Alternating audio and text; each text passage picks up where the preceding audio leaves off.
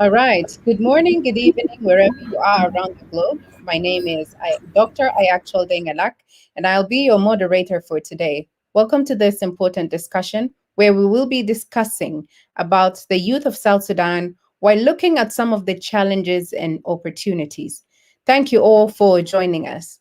I'd like to take this opportunity to apologize for the delay due to some technical malfunction.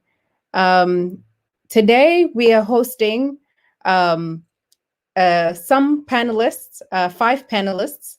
We're hosting Honorable Susan Perimbeta, Mr. Wani Michael, Ms. Nyadak Lam, Advocate Rich Malwal, Ms. Jacqueline John Bagay, and Ms. Akwad Sarah Dut. In South Sudan, the importance of focusing on young people is clear as they represent the majority of the population. 70% of the population are young people. South Sudan youth face unique circumstances of violent conflict and conflict related disruptions, such as migration, displacement, and associated physical and mental health consequences, as well as the lack of educational and skill opportunities. The inherent fragility of young people's lives make it difficult for them to cope with stresses of different types, frequently local and specific. It also makes them less able to influence the environment to reduce those stresses, and as a result, they become increasingly vulnerable. Even when trends move in the right direction, the more vulnerable are often unable to benefit because they lack assets and strong institutions working in their favor. Children and youth are often the most visible victims in crises that sustain political and economic instability. They are the canaries in the coal mines whose well-being provides an indication of the deeper impact of violent conflict. They lack voice or power to access services in situations where resources are often the source of conflict between different interest groups. This section provides, furthermore, South Sudanese youth have low educational attainment, inconsistent economic participation, and are also affected by widespread violence that has existed for a number of years in different regions of the country. So before we kick off our discussion, I would like to briefly introduce our great panelists. This discussion today is actually built on two previous discussions which were held on the role of youth in peace building in South Sudan. And these two discussions had a separate all-female panelists and later on an all-male panelist. So a quick introduction. I will first and foremost start by introducing Ms. Akwad Sarah Dut. She is pursuing a degree in procurement and logistics management at Kampala University. She is the executive director for Women Voices of Hope for the Vulnerable. Ms. Court is passionate about making a positive impact on the communities and the vulnerable. Allow me to introduce Ms. Jacqueline John Bagge. She currently works as a senior project officer at CARE International.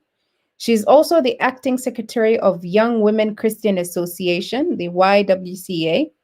Ms. Jacqueline is the founder of the Let Girls Talk initiative in South Sudan, which is a forum young women come together to understand their role in peace building and their sexual reproductive health rights, and a platform for leadership, mentorship options among women. I also like to introduce Mr. Wani Michael. He is the executive director of OK Africa Foundation, the youth representative to the National Constitutional Amendment Committee, and which is one of the mechanisms established out of the peace agreement. He's also a member of the South Sudan Civil Society Forum and a member of the South Sudan Youth Organizations Coalition. Mr. Wani is passionate about youth issues, democracy, and good governance. Most importantly, a staunch defender of the Constitution and the rule of law in South Sudan. I'd also like to introduce Advocate Rich Malwal. He has a bachelor's and a master's degree from the University of Juba, a master's of law and a bachelor's of law from the University of Juba. He is a managing partner of the Ancestral Advocates, an executive director at Screen of Rights Media Consultant, and a Generation Change Fellow at the U.S. Institute of Peace.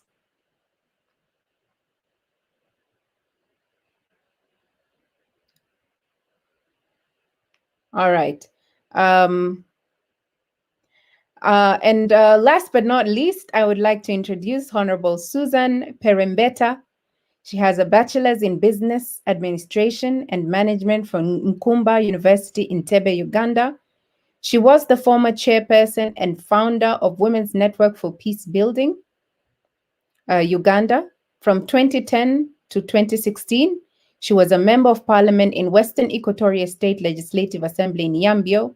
She also worked with the Directorate of Administration and Finance, Ministry of Animal Resources and Fisheries. Honorable Susan enjoys being part of a successful and productive team. I can also add that she is an avid writer as well. All right, so part of this panel, in this panel, we were also meant to have Honorable Yar Telar Deng, as well as Miss Nyadak Lam. Unfortunately, these two will not be joining us for this discussion today due to unforeseen circumstances. All right, let's get the ball rolling. I'm going to start shooting some questions to some of our panelists here. We have 2 hours.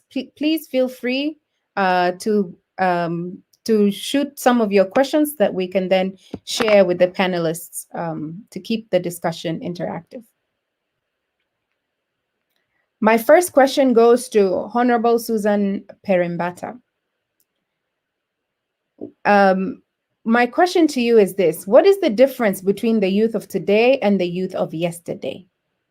Are the youth of today getting out of control, and what implications can this be on the future? What advice can you give our young people about life and how they should prepare for it?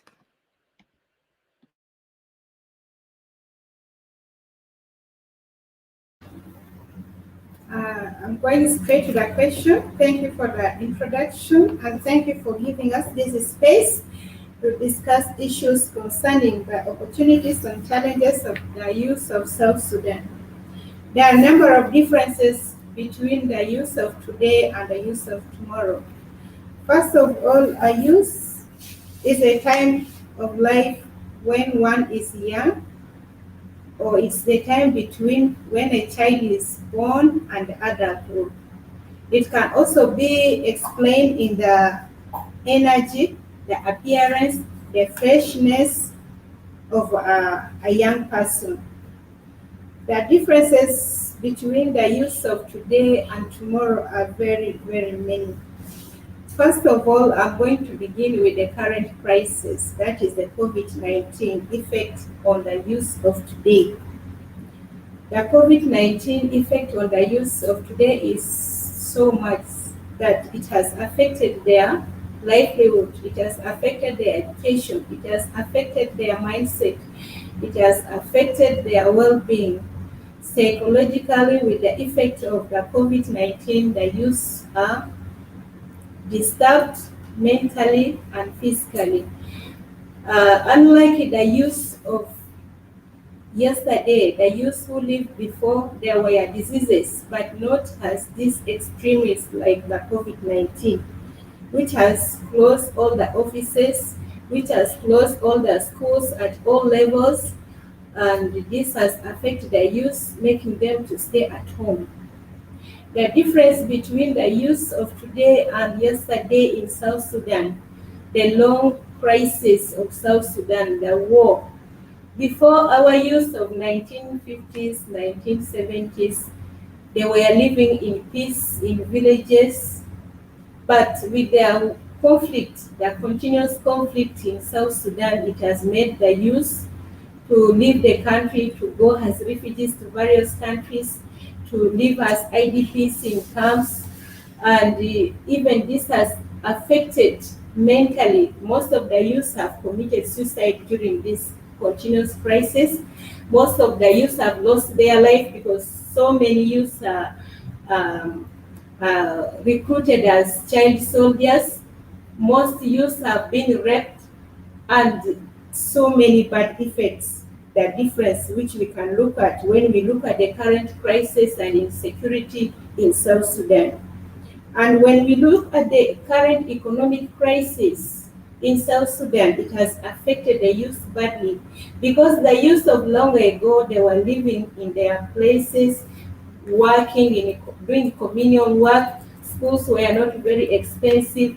They could dig and get whatever they would get, the produce and sell it and get school fees and buy whatever they would want. But with this current crisis of economic in South Sudan, where the prices of goods and commodities has gone very high, and the prices of schools is also very high, it has made so many youth to resort to boozing, that is drinking alcohol, smoking bad drugs, and this has affected so many of them. And you can witness here on the Juba streets, whereby so many youth are in the street, so many youth are dressing badly. The dressing code of nowadays is not also good. The AI style, how they use cut their ears, the shoes they are putting on, the mini skirts, the pull down trousers. Our youth of long ago used to dress decently, even if others were using bad clothes, or even if others were using simple clothes, they were decently dressed. And also the use of these days, the difference is violence. The use of today are very violent. This is coming back from the insecurity and the kind of situation with the youth are being living through. So you find out that the youth of today are not respecting their parents like before. The youth of before used to respect their parents, listen to them, consult them, and they were always at home helping in one way or the other. But these days, the youth go to any corner they want without the notice of their parents. And then the issue of the youth is single parenting, because of the war, or because of the way people are living these days. So many youths are being raised up by single parents, either the father or the mom. This is because so many families are dispersed in a way that others live in South Sudan, others live in Uganda, in Kenya, in Europe with the children. You find out that the children are not, the single mom is not able to bring up the youth, or to bring up the children in a situation whereby if the father would be at home, they would be able to advise the children in the right way. You find out that the youth also are affected by technology. The current technology of these days has affected the youth so much that the youth have gone on internet, on WhatsApp, on Facebook, on Twitter. They get so many informations on pornography, which are bad, which are not healthy for their well-being. Although the internet too is a positive thing, because it helps them to do research and to get whatever they need at the quickest time. But the youth of long ago used to use their hands and think and work and use their energy, and they were strong. So these are a few differences between the youth of today and tomorrow. I can go straight to the next question. I divided it into the B part. In fact, the answer is yes, the youth are getting out of control. The youth Uh, of today, yes, yes. Thank you very much, Honorable Susan. You have set the tone for this discussion.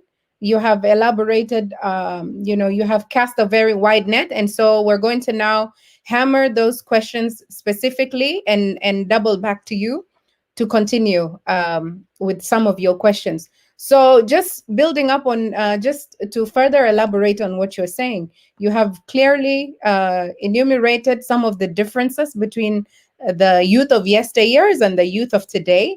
I would like to focus on the element that you have spoken about, that the youth of today are very much violent. And I want to address the next question to Miss Jacqueline Bage.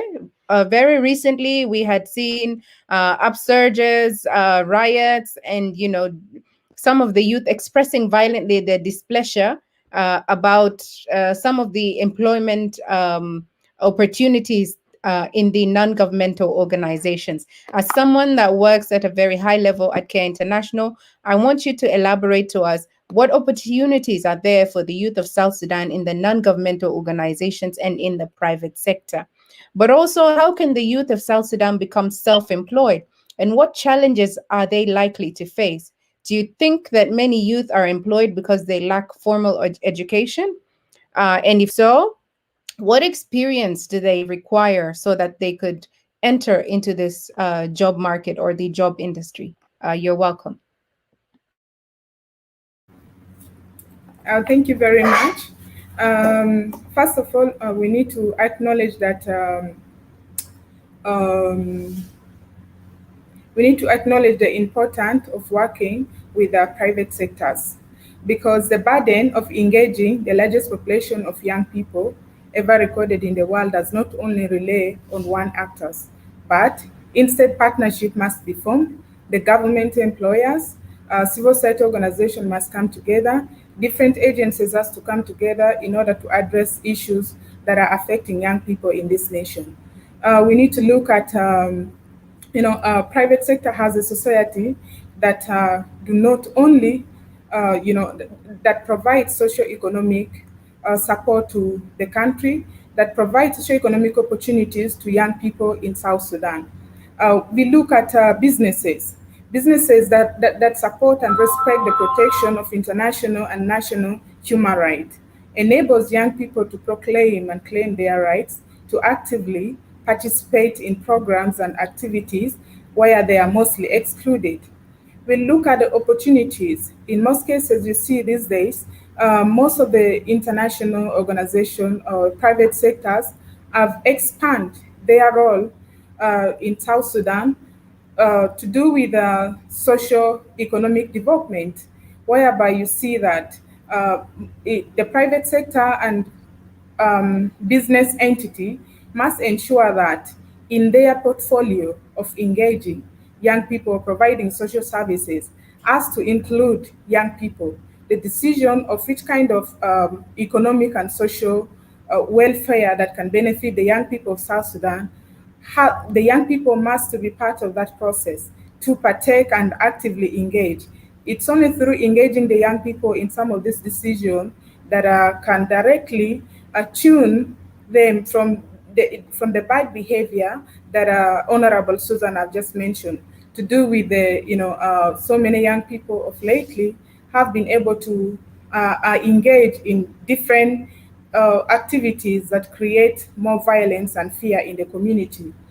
Um, we look at investment in South Sudan. When you see the number of population and the number of young people that are idle, moving on the street without having any sort of income, that actually, that actually force them to go out and start stealing and start creating violence and start raping, it's very high. This number is significantly increasing day by day. And now with the increase on the COVID-19, as Honorable Susan has mentioned, so many young people have been affected. So many young women and girls have been greatly affected when it comes to accessing services.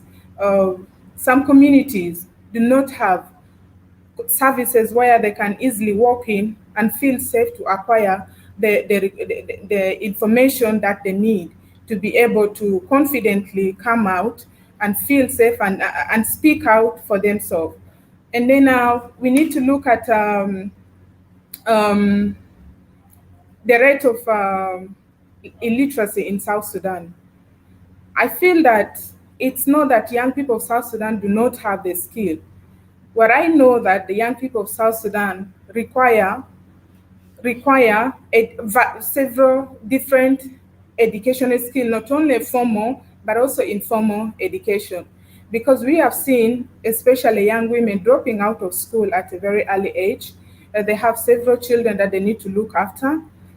Sending such a person back to school to go and join primary school and start education from there may not be the right skill at a particular time for that person. So we need to look at private sector as entity that should be able to create, several vocational school institutes around South Sudan, where young people who cannot go back to primary school and start studying from zero, they can actually enroll to gain a life skill program, such as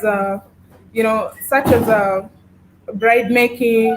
Maybe we look at young people venturing into businesses. We look at young people venturing into marketing. So these are life skill programs that can be given to young people so that they can be able to acquire the skill that they need, as well as go back and initiate and start business that could benefit them. We see that I can confirm that it's not like young people do not have the skill. Like I say from the start, they lack opportunities. Opportunities is one of the issues.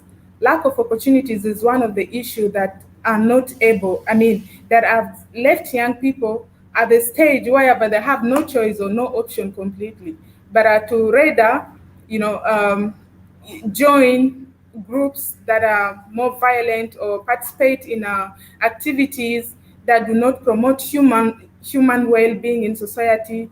So if some of these private sectors or government could actually be able to set aside particular trainings, particular opportunity that targets only young people, we could be able to address some of the challenges or some of the issues that are honorable, as Susan have mentioned. And then we look at issues to do with access to services within the country. I have always, like mentioning, when a young woman move long distance to go and acquire maybe family planning, or she want to go and access condom at the pharmacy, and then the first thing they look at, oh, she's a woman. How comes that she's asking for this kind of, for this kind of, how comes that she's asking for condom? So she's a prostitute. Creating an environment, a safe corner where young women can access these services freely without being judged, could also be able to, without being judged, without being discriminated against age or against sex. And then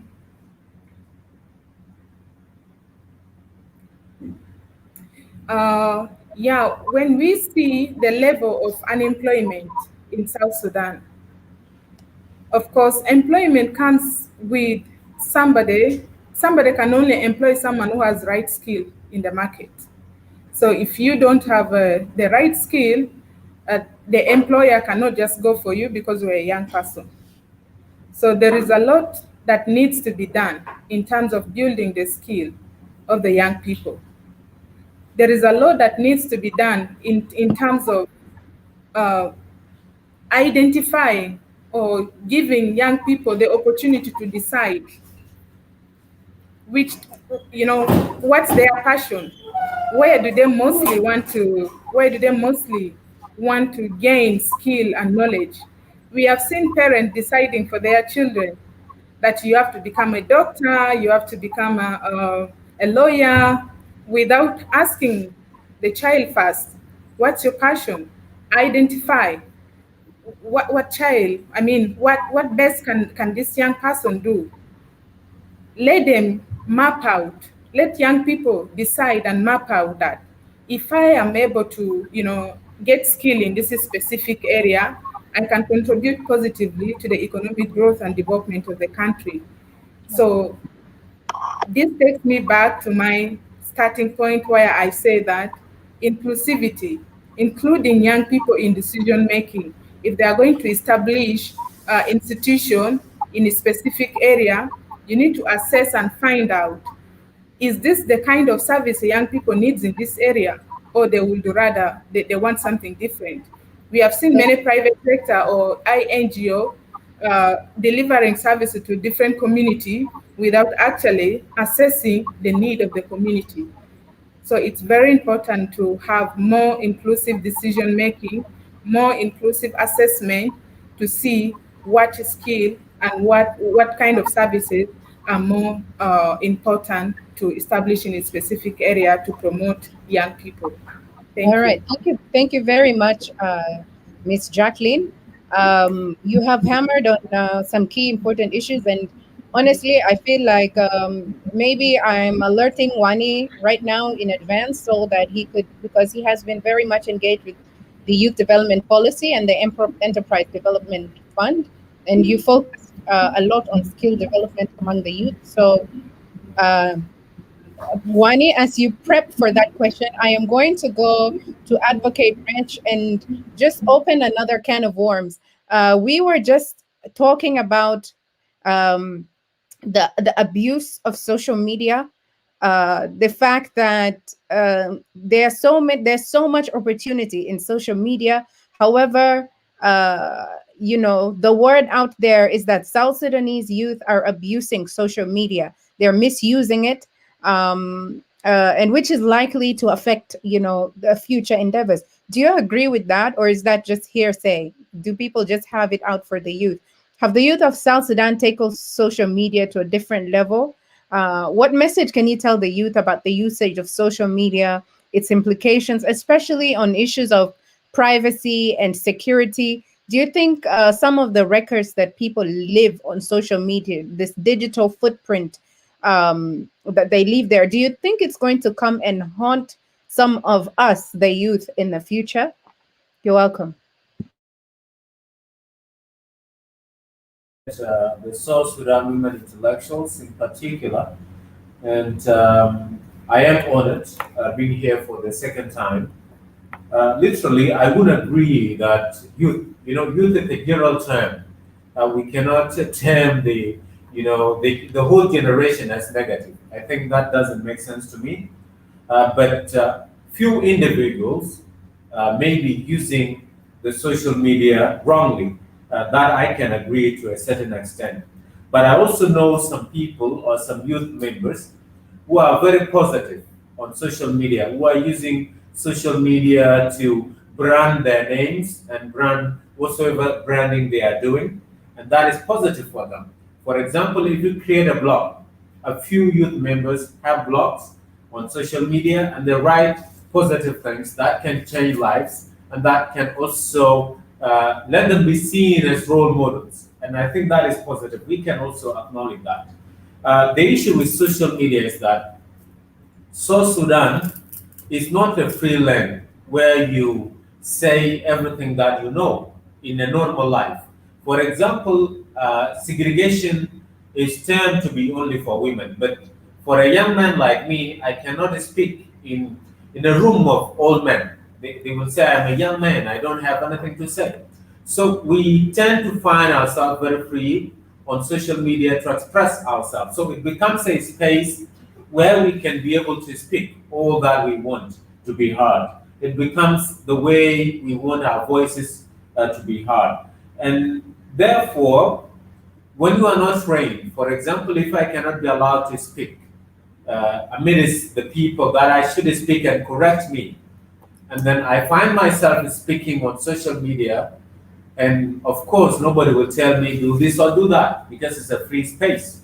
So I get myself talking out things that are very negative to me and to other people that would matter to me in the future.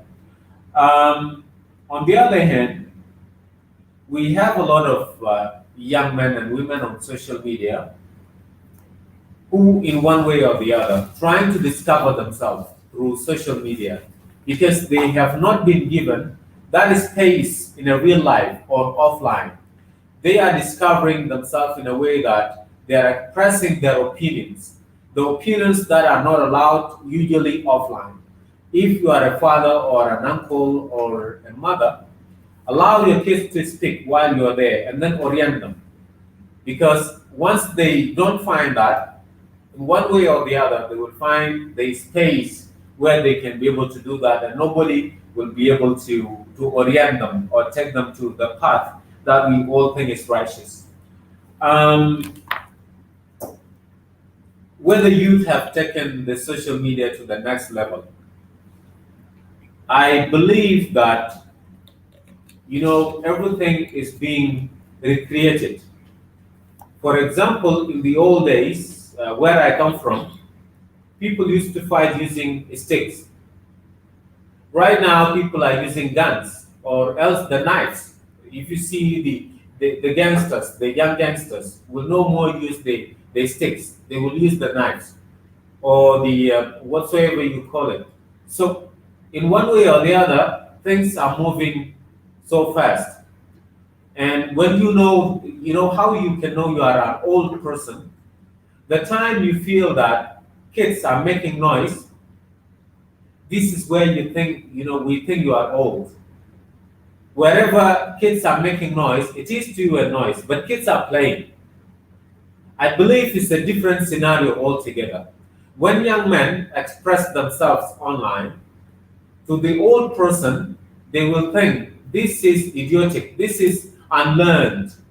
But to them or to the social media users, they are expressing themselves. They are learning to express their opinions. They are learning to discover themselves more. So we really need to bridge the gap between the older generation and the new generation. For example, the normal live videos that are so being negative now, in the old days, young people would sing bad songs against the other. And because they didn't have the opportunity to put it online, doesn't mean that they are not living or they had not really been the same way that we are today. So what I mean to say here, we don't have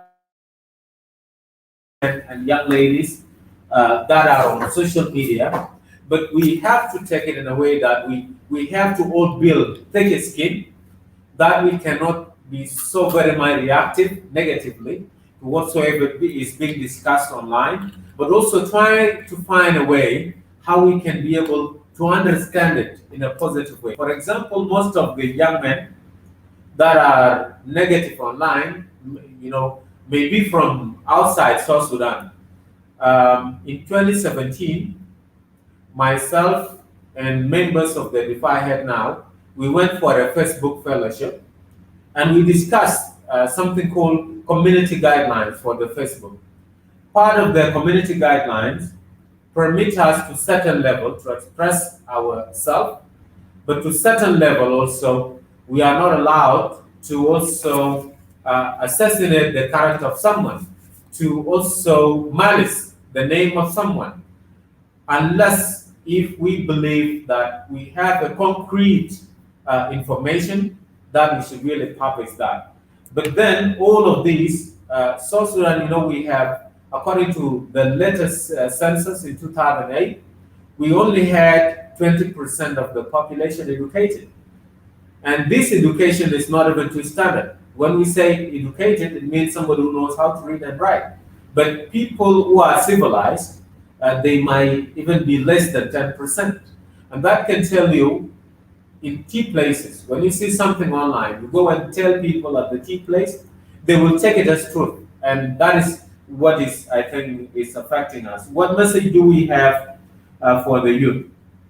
I do believe social media has a lot to help us brand our names. If you create a blog, for example, we have like Naomi Aluel, Manyong Barat. She writes about issues of feminism. She writes about issues of women. This is positive. She is branding herself through social media. We need to use social media in a way that we can tell a message, in a way that we are also branding ourselves into leadership. We are telling the people that we are role models willing to change the essence things have been done. So to here, I think that is my message. Thank you very much, Advocate Rich. I hear what you're saying. Social media is another platform that amplifies what's already in society. Things might not have changed so much, but social media amplifies what is already present. And not there are not so many people who are abusing social media. The majority of youth are actually using it well. Unfortunately, because it is a wider platform, there is obviously eyes to it. Thank you so much for speaking to that. I will now go to Ms. Akwat Sarah, um, how can the youth of South Sudan make use of some of the opportunities available? We have touched on several aspects, and we keep on coming back to the word opportunities. That there are opportunities, that we are opportune. So, what are those opportunities that are there? Maybe some of us are not aware of those opportunities. What can be done? There is this idea that South Sudanese youth are lazy, they don't like to work, they should follow in the footsteps of their fellow East Africans. What do you have to say to that? The negative attitudes towards particular jobs in South Sudan. You're welcome.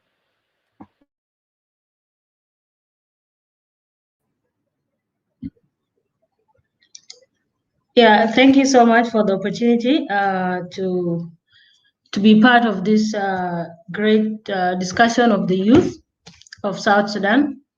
I had a presentation that I made and I shared it with you. I don't know if you have it. Dr. Ayak. Yes, I do. Okay, can you help me share that? Just a minute. Just a minute. I'm going to just look at the tech at the back to reconnect it as you continue your presentation. Okay. Yeah. To tackle these questions, as the first question says that how can the youth of South Sudan make use of the opportunities available in the country? I came to realize that the youth of South Sudan take up to 70% of the total population of the country, and this also gives a chance to the youth to influence the development of the nation, of course, through their positive participation in all aspects in the country. And as we know, all South Sudan has a lot of resources and it has a lot of opportunities. Some youth see these opportunities, but others cannot see these opportunities that are available. I can say that let's say 50% of the youth find opportunities themselves, while others they need to be told this is what you can do, or they just need to to act like they don't know that this is an opportunity for them. So I came up with some of the business opportunities that the youth of South Sudan can actually engage in. They see them, they actually part of these activities, but they do not take them as real opportunities for them. I talked of movie stores. This is a good business that the youth can operate themselves, even with the little capital that they have, because these movie stores they can sell movies, music. They can also sell other entertaining things on it, and they will also be bought by the youth themselves. So this can help them make a lot of money. They can also interact and network in that environment when they come, and then they buy movies. Then they will start interacting and asking themselves, did you watch this series, did you do this? So there you will find a chance that the youth are actually interacting and they are getting along when you know that this person is watching this movie and then the other one is also watching, so you have to follow, and then you guys can even update yourselves on what episode you're in and all these things. I also thought of barber shops. We do not need elder people to sit under the trees actually, or even be the ones to operate these businesses for us in South Sudan, and whilst the foreigners coming also to do it more than we can do ourselves. It doesn't need a lot of capital to start your handwork business activities like haircut and this whole thing of salon things for the youth. So I thought that the youth of South Sudan need to see that there is a business called a barbershop. They can actually open up, even if you don't have the premises where you can do it. You can sit under the tree, then people will come, then you'll make your money, just, and you're not paying any rent in that aspect. I have seen it here in South Sudan. There are some disabled young men. They're already doing it. They just buy one mirror and then a chair, then they start doing their business. And this is really a good business that the youth who are very idle in this country can look into, and they start making money out of it. There's also this business of car wash. Currently in South Sudan, we have more cars than houses. We have really so many cars. And there's no one who can drive a car which is dirty. So these cars need cleaning. And then who will do the cleaning? The youth who are idle, the youth who do not have what to do, they can go ahead and then they clean these cars. A car can be cleaned at only let's say 2,000. That is 2,000 now times, I don't know how many cars you will wash per day, and then you do it per week, and then per month. That is also a great opportunity that the youth can also embark on, and then they make money out of it. There's also content creation and social media sales. The youth here in South Sudan, they see social media is just for fun, just to make fun and just talk, and and then you don't use it positively. It's also an opportunity for them to create content. They can do dramas, like the Nigerians. They have a lot of funny videos that they do. It's not hard for us to do it, just that we have not seen it as an opportunity. We use the social media as one of an opportunity that we can make money out of it. Like we have the Majority. This guy makes funny drama movies or comedies or videos. Then we go on and then we watch them. They are interesting, they're educative, and then also he can be called to to do drama on an event, and then he's given money. So this is really an opportunity. Also, farming can also be a great opportunity for the youth of South Sudan to engage in, especially the vegetable part of it. Farming, like in a small scale, can basically be done for the by the youth through growing vegetables like the greens. If they really can start this kind of business, and then they really package them very well, and then go sell them in the supermarkets, that can bring in money. Also, there is bricklaying activity that can be seen as a business opportunity for the youth, because currently we are seeing peace, in a bit. We are seeing peace in a bit, that people are kind of settled, and people want to build, people want to make money. So there's a lot of infrastructure development in South Sudan here. So we don't need other people to come in our country and then they make for us the bricks. So that we can build maybe a rakuba or build our own house. No, the youth can do it themselves. We do not need to hire someone from outside to come and do these bricks for us. I've also thought of participation in social activities. Like the youth can participate in community activities, which is the church and other activities that happen in the communities. This can really engage them and make them very busy, and also network and find opportunities from others that they meet in those occasions. Also, youth can come up with associations. They can form as many as possible associations that can give them the chance to interact, share ideas, get to learn from each other. And then also you can get some business ideas from some of the friends that you meet in that association or in the forum. Then you can go out and do the idea that you have been helped creating it in that forum. There's also involvement of youth in humanitarian activities.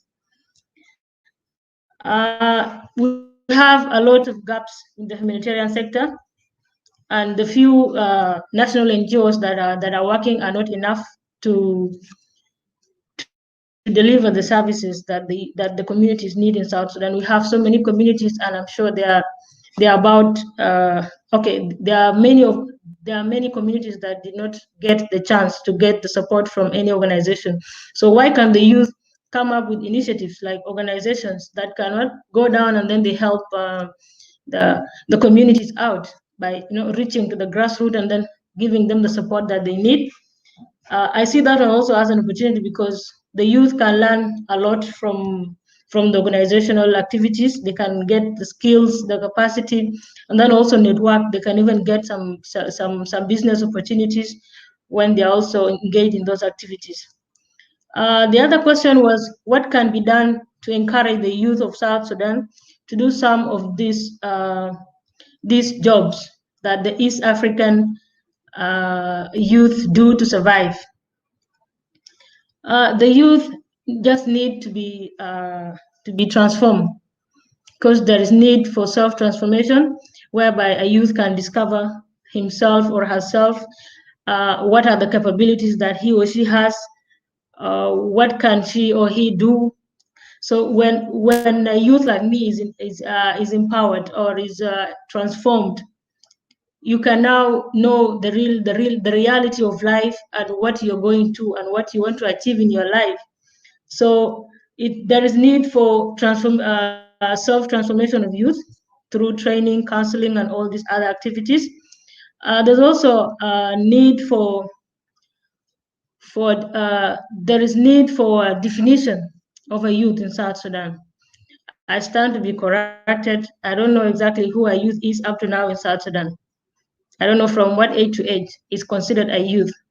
So there is need for the government to define who a youth is, so that youth can really have confidence in them in case they are to do anything. Because when you know that this is your job and this is what you are assigned to do, you can do it with passion.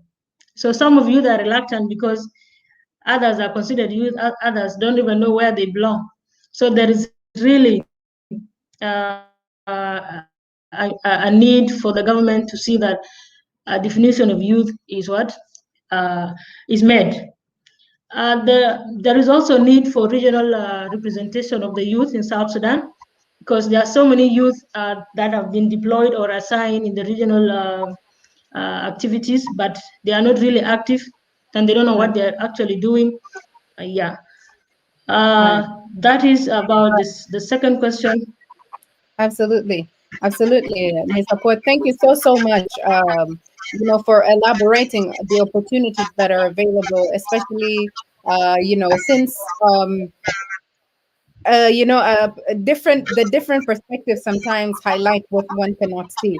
I want to go and just redirect the question to Wani Michael. Um, and the question is, this youth space, it's there's a lot of controversy, especially amongst the women in this space. There is a feeling that this space is a male-dominated space. When people say youth, usually they mean um, young man. So we are caught in a fix. You're a woman. The women will say, no, no, no, no, ita shabab, you go to the youth. You come to the youth space. The male youth in these spaces expect you to take lesser roles and not leadership roles.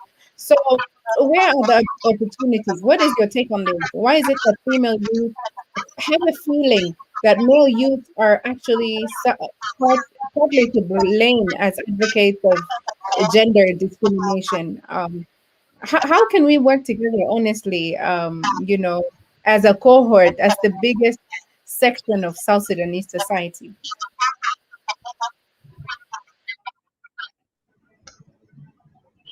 Uh, Thank you, Ayak, and thanks to the organizers for hosting me again for the second time. It's a very interesting topic for us to be talking about. And looking at, of course, looking at the challenges young women face, and I will just talk about few of them. One is that I think the issues to do with culture, one of the huge challenges, and it has empowered the boy child as opposed to the girl child. And even in our own cultures, there are a lot of opportunities are given to the male child and the girl child. So that exposes the boy child to behave like he's a leader, or even in the family setting. Sometimes if your father leave the house, sometimes they will delegate your elder brother to take care of the house, not even your mother. Unfortunately, in some families it happens like that. So it and also our grooming has been that, a boy child is the head of the family. A boy child is always a head, and a woman is always the deputy. So those cultural narrative and those cultural stuff has has made the boy child to think like every time is about me, who is a boy, and my sister or the ladies or the girls come behind me. And that's why it has put the young girls in a very tricky position, because when they come to our space, we perceive to be it to be our own space, for us the men. And also the other issue is, I appreciate the fact that there are a number of young women who are outstanding, who are outspoken, who fight for their space and they claim their space. But also we need to appreciate the fact that there are a number of young women who still having the tendency of the inferiority complex. They feel they are inferior. They can't sit with men on the same table and have a conversation on, and also maybe because of the environment they live in. And this has really brought a very huge challenge. One of the example that I will share with you is that, and it has been happening everywhere. In most cases, you see that the chairperson always, it has to be a it has to be a young man. I see in the community settings, in the community elections that have been happening, you see the chairman or the chairperson is a man or is a young man, and the young lady is put to be the deputy or secretary of gender, or all this, so the perception is that women are always second, and which is wrong. Women also can be on the top, and us, the young men, need to really empower them. And also, there seems to be a lot of opportunities given to young women, and because they are in the middle, they are in a fix. They go to the women's space. They are told, no, you are not, you don't belong here. They come to our space. We marginalize them. We don't give them the opportunity for them to be able to really cope up. The last thing I will point out very clearly is that uh, also issues of mentorship. So if you look at the young women who have come out from this, and who we can really call up to, you can easily spot them. So, and this is, we throw up out to us, what are we doing to mentor more women, young women, to claim these spaces? Because these spaces, you and I know, these rights are not given. Rights, you have to go and demand for it. You have to go and earn for it. So then, how do you mentor more young women to be able to claim for their spaces, so that it shouldn't be about the few young women? And this has been one of the biggest challenges, because for young men, some of them have exited the stage, and others keep coming. So the question we've been asking ourselves is that, as those of Ayak and others exit the stage, who are we bringing up, and whom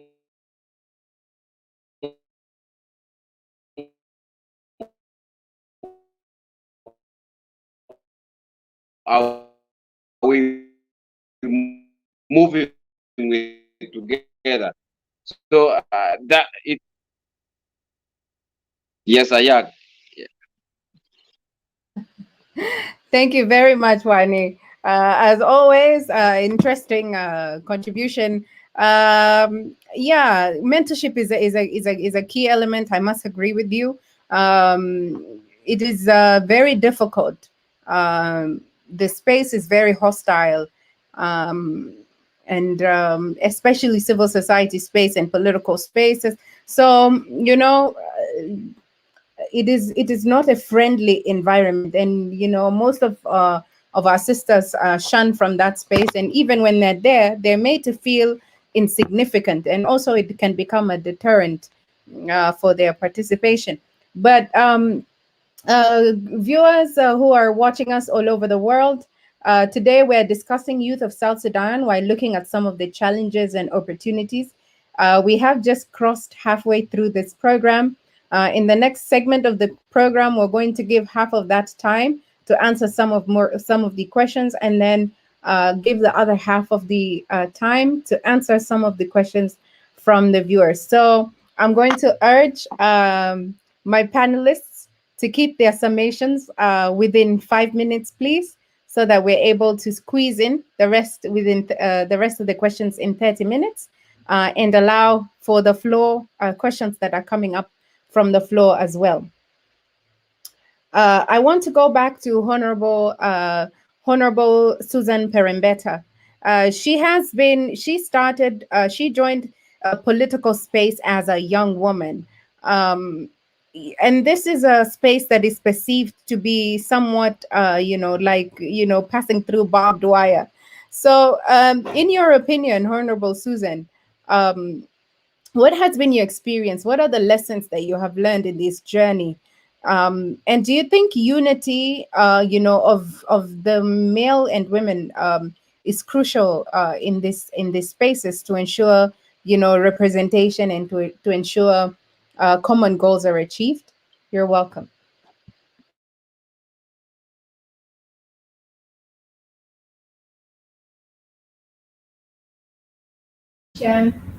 Has been both positive and negative.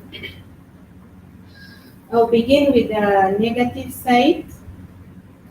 I joined politics in 2010 when I went for the Sudan general election for SPLM women's seat representing my county, which is Ezo County.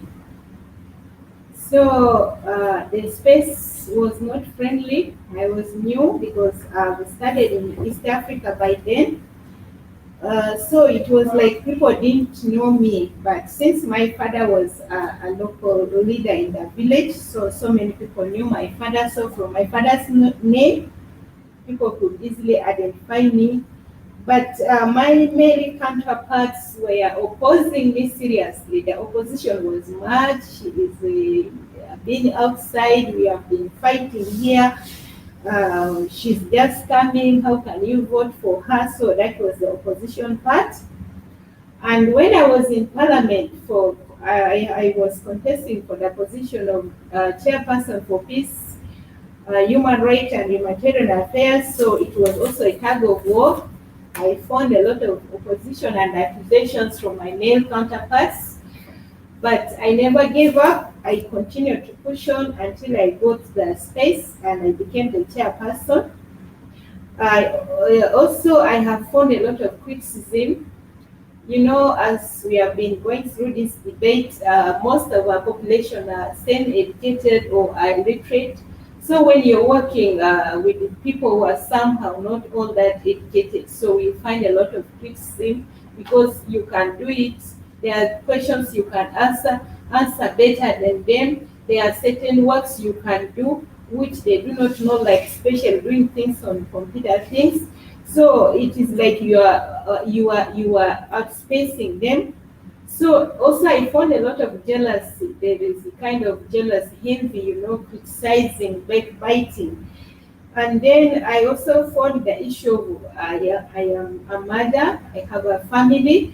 You need to divide your time. You are needed at home to take care of the children. You are also needed at work at the same time. So this was the part which I found. This was my experience in the negative side. But in the positive side, as a person, I have become strong. I'm able to express myself. I've met so many women both within South Sudan and outside South Sudan.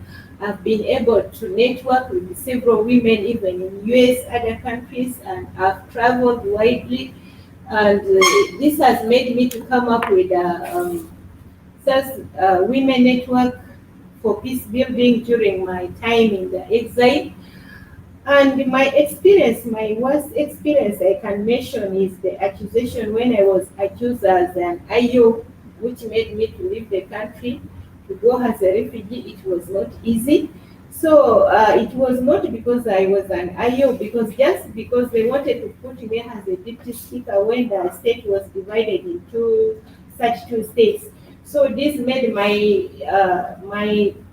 fellow lady and men to accuse me that this lady moves a lot in and out. She has been going to meet with a chairperson for IO, so therefore she's an IO.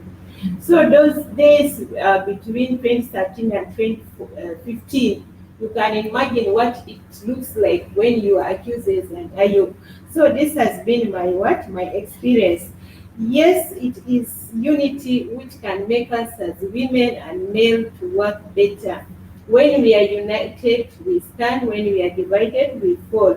You know, women, we can make things move. We are trusted. You know, if women are working together with men, the issue of corruption in South Sudan will be minimized to a certain level. And women, we have that love. You know, we are like shock absorber of the car. We can endure certain pains. So if we are working together with men, if a large number of women are participating in politics with men, the issue of insecurity and war and the rebellion will be minimized to a certain extent. And if we are working together with men, you know, we are weaker sex and we do not have all the finance to contest during election or to do other things. But when we work together, the men can support us and direct us with what to do, and we can reach there where we want. Just as Wani put out that we women, we are always secretary and deputy. It is true, but if we are given that work of the deputy or the secretary, and we work and excel as a woman when you're given that space, next time when there is another chance for election for that position of the chairperson, take courage, and it can give the woman the courage to contest for that position, and you can be able to get it. But the space in South Sudan for politics is not, it's very hostile and it's not friendly. But I stand here to encourage all our women, girls, to get enrolled, because when we are in politics, we can participate in decision making, and we can be able to speak for the voiceless, and we can be able to save life within our country, and we can be able to contribute positively to the development and well-being of our society. Uh,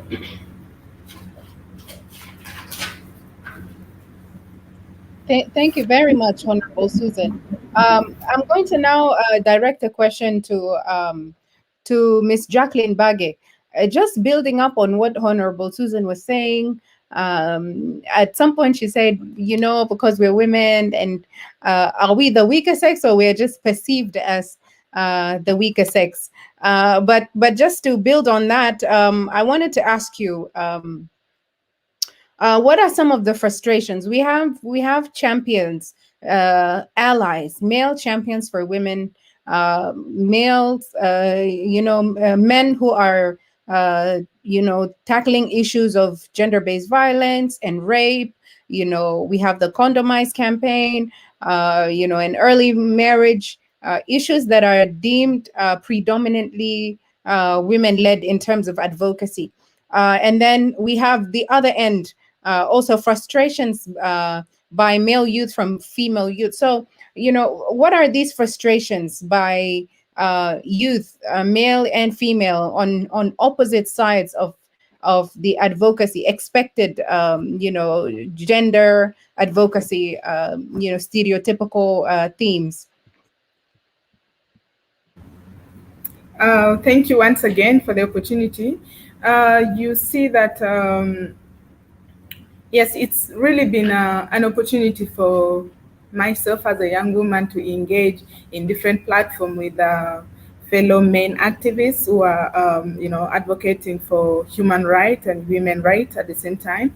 But it hurts. It breaks me down normally if you see a young man who calls himself as female activists, come out boldly and begin pointing finger whenever a woman is raped or whenever a woman has experienced GBV. So the same men who stands up and say they are protecting women's rights will be the same men to judge and say that, and put a blame that, the reason why she was raped is because of how she dressed. Or, there's a way that she was looking, she, gave away a sign that, a man can come and use her the way she has been used. So to me, it's a bit frustrating because I look at them as, men who should be able to understand, the issue and the challenges that young women and women are going through, and they should boldly stand against any kind of criticism that goes, directly to a survivor of GBV or of rape. And then I also look at, looking at our society, which is more patriarchy. So many men still have the belief that they know more and they should be the one to speak more whenever there are opportunities. So when there are opportunities that prevail for young people, you will see it's always men that are fast to grab and represent youth or represent the voice of young women. But then, because they feel that they are men and they feel much better, they are better off being in that space. Meanwhile, they exclude women or young women who will actually stand in that space to speak for the fellow young women, understanding and being in the same shoes as a fellow young woman. And then you look at the issue of using social media.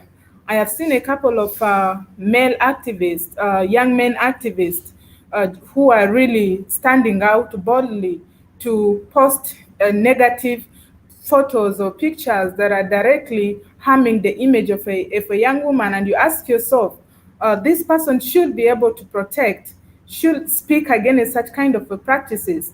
So, which to me shows that, these young men, there will always be young men, they will always be a man, because they believe that there are certain ways a woman or a girl should behave or should act. And then whenever they get an opportunity of that kind, I would feel proud if a young man stands out there and defend and say that, hey, posting a naked picture of a young girl in such a way, it's not okay. But they go on feeling more enticed about it, commenting, positive, feeling that this is something that's so fun to play around with, and it's someone's daughter, it's a sister, it's someone's wife to be. So these are some of the things that are really making me feel a bit frustrated in advocacy space that we work in together with young men. And then I'm looking at issues to do with women or young women who have, gotten married out of South Sudan, or perhaps have kids with men who are not South Sudanese themselves.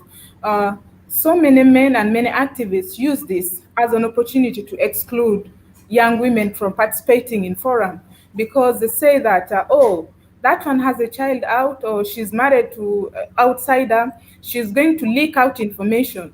Do not allow her to be part of this conversation.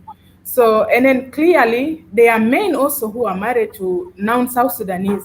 And why are young women not judging them that they will be able to leak out South Sudan, information to their wives, which will later come back as a backlash on South Sudan? So these are some of the issues. And then we look at, speaking about feminists in South Sudan. If a young person, activist, call himself or call herself that I'm a feminist, there is a certain way the society will label you. There is a way even your fellow activists who are men will speak up hell about you. You'll never get married. You'll never be able to be a role model in the community. You cannot stand in that space, and then you cannot call yourself a feminist and expect people to respect you. So, I feel that the men and the young men that we call, that calls themselves activists or gender activists, should understand that being a feminist do not really mean that it's a fight between men and women.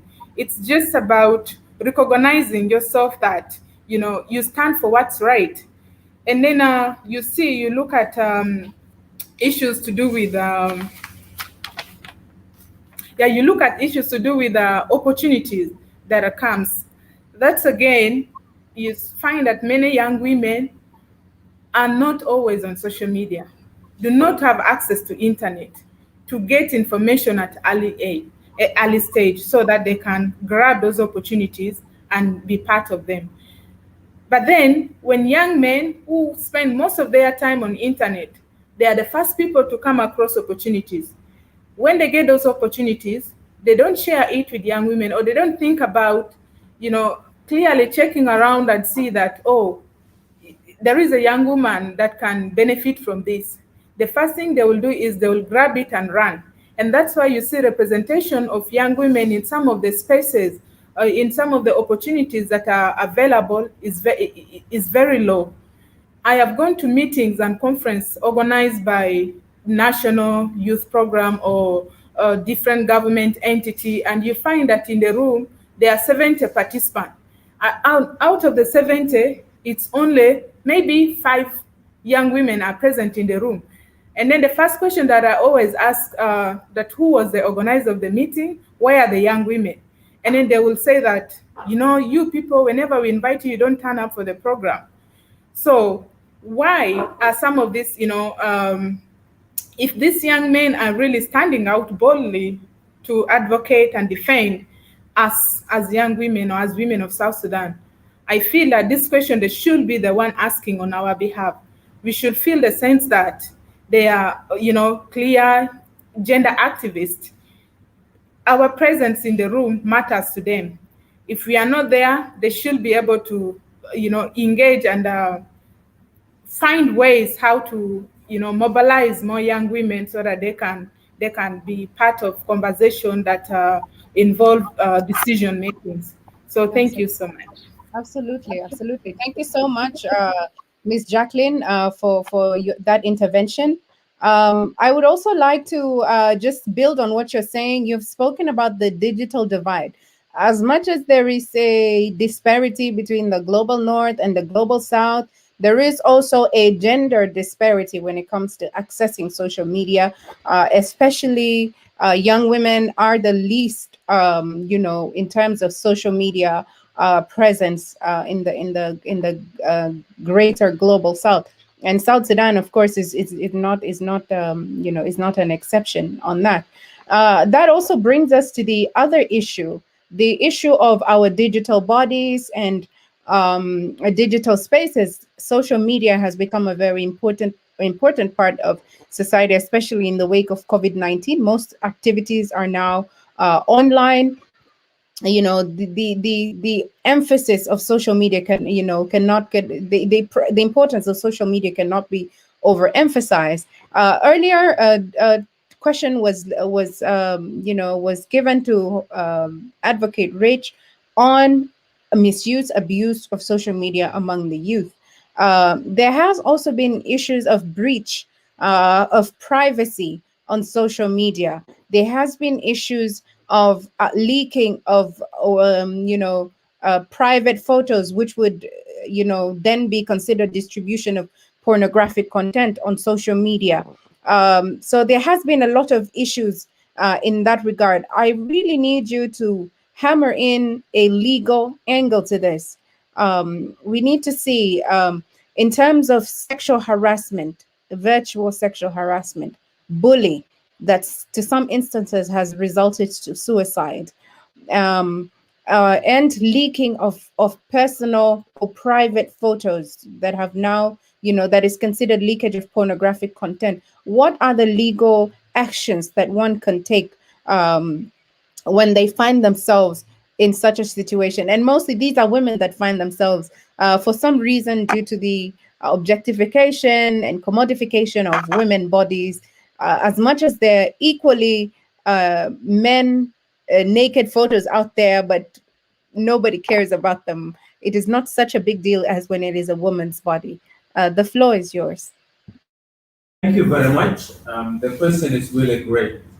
Things to do with character assassination, defamation, unpermitted usage of personal information, bullying, harassment, distribution of pornographic materials, and something to do with impersonation. All of these are happening on social media specifically.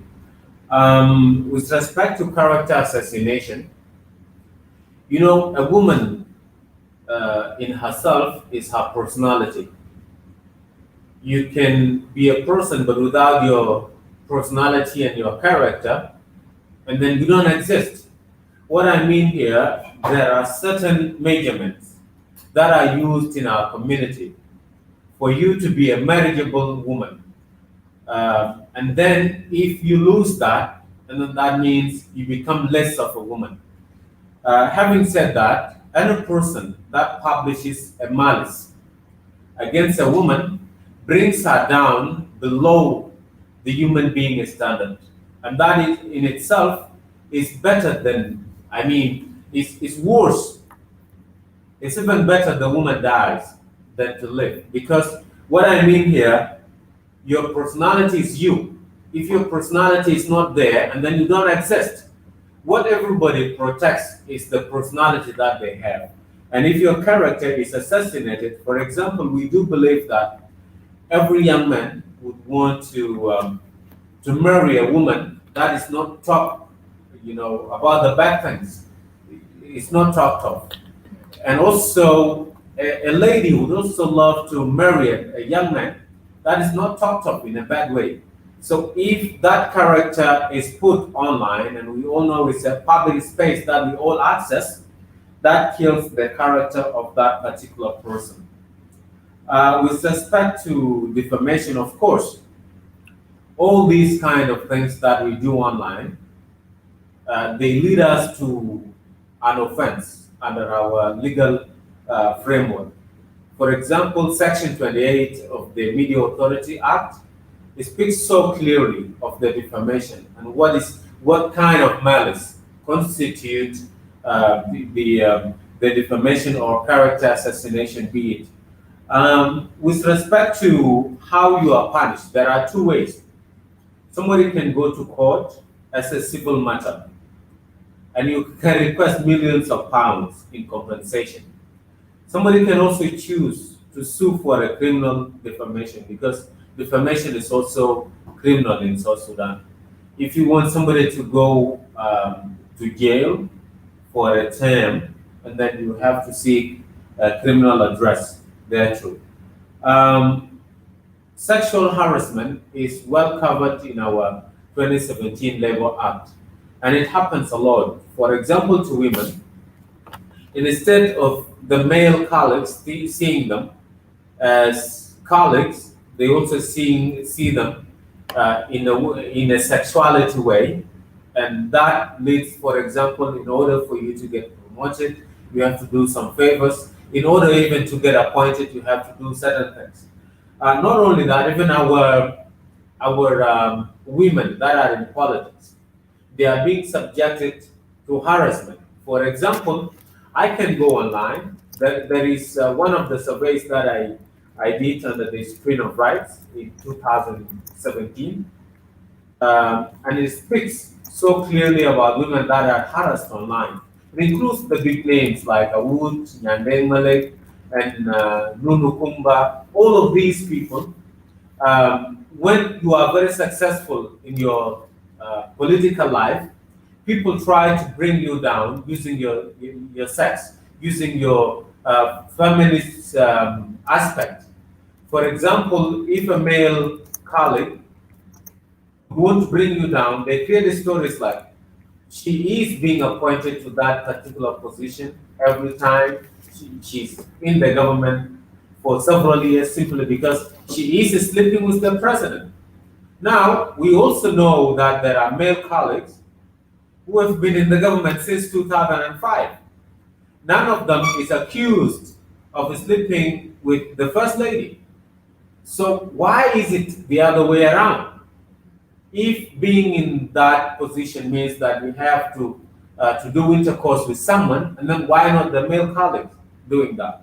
But then it's being used as a way to tarnish their image assassinate the character of a woman in leadership. And this also created a way that the women that are admiring those ladies will also shy away from getting into politics because they would also want to protect their social image. They want to be correct in the eye of the community when they do not actually know it's just a malice created to back down all of them from the position of power. But all that we know is that South Sudan is not so negative about women the way people say. We have Angelina Ten, she's a Minister of Defense. That has never happened in the US.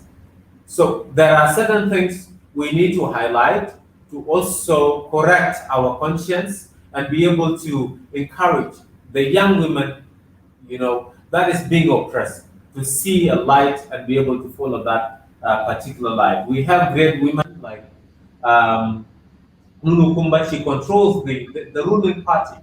This is something that a light should be shined on, and don't have to speak so much of the negativity. But always, even if we know so much of the negative part, we need to highlight the positive in order to encourage the people that actually want to see that light. We also talk about distribution of phonographic materials. I want to be sincere in a way that people abuse every process. I don't see anything wrong with a woman sleeping with a young man. I think it's a kind of that I respect you, I am giving myself to you. Now, who is actually the bad one? The bad one is that you abuse favors by trying to subject that particular person that thought she is in love with you by giving every private thing about her and put it online for everybody to see. I do not believe either that our mothers were virgins. I don't believe our fathers were also virgins. People have to go through certain things in order for them to reach certain things. Having said that, it is indeed an offense under our the Code of Criminal Procedure Act. It is a criminal offense to distribute pornographics and also to use an information without a permission from someone. I am currently the consultant for the data protection bill. I am developing it with the help of UNESCO, and maybe sooner or later it will be realized, though our parliament is not yet operational, but we have already drafted the first draft, and we will be able to subject it to necessary public hearing before it is taken to the Council of Ministers. The data protection bill will be able to protect every individual's privacy. And with this, I mean that women will be protected inclusive. It includes a very sensitive, even your health information should be protected. For example, in South Africa, they have a law that protects pregnant women. Right. Sometimes pregnant women can be bullied. Shufel, Hamlan, for example. And people can bully you because, when you are pregnant, your health status is not the same. And this is something we should rather help instead of bullying her. The same thing, if somebody feels right to have an intercourse with the other, all of you need each other. It doesn't mean the whole world is going to stop. It doesn't mean that this is the worst thing you should do. When in the end, you would also go begging for it, and when you are given, you take an advantage of such a situation. What a human being. So what we want to see here is that we all need to protect our psychology. For example, the crime that we commit under the pretext of us not giving consent to people that we think we don't really care about, people that we think we can just expose. Everybody has the right to privacy, and everybody has the right to control what goes out and what comes in. So in clarity, I want to say that publishing pornographic is a crime against our laws, and it is not permitted under our laws. Thank you. Also, assassinating a character is a crime, and my message to our youth is that the favors that we get from our sisters does not make them less of a human being. In fact, it makes them a human because they care about our feelings and we should care back for their feelings. Thank you very much, Advocate Reg. Just to paraphrase, that a leaking of private photos, content that is meant to be for private use, for private consumption, is a crime that is punishable by law. There is a data related act that is in the works that should be tabulated come the new transitional parliament. And hopefully we will see that being passed to ensure that those people whose privacy has been breached, whose personal digital content that they have not given consent to share has been shared, can then address that issue legally. So this becomes a legal issue, and this is out there for some of our sisters who have, unfortunately been put in such a situation. Well, I'd like to take one of the questions from the floor. And this question goes to Miss Sarah.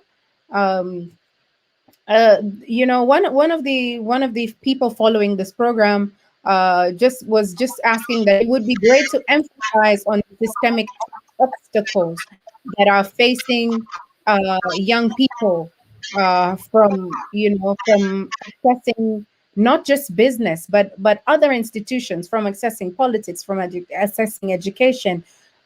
So there are so many obstacles. There's systemic obstacles. Some of them, could even be ageism, could be age related. Some of them, So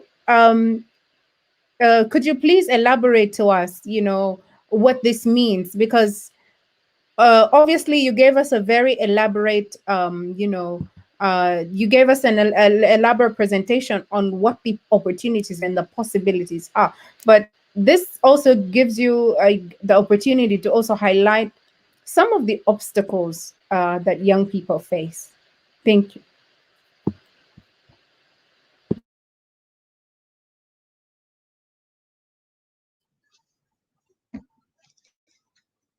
Yes, thank you for the second question. I appreciate the question that Sister Hala also highlighted there, that what that you have just added on the question of what are the challenges that the youth are facing.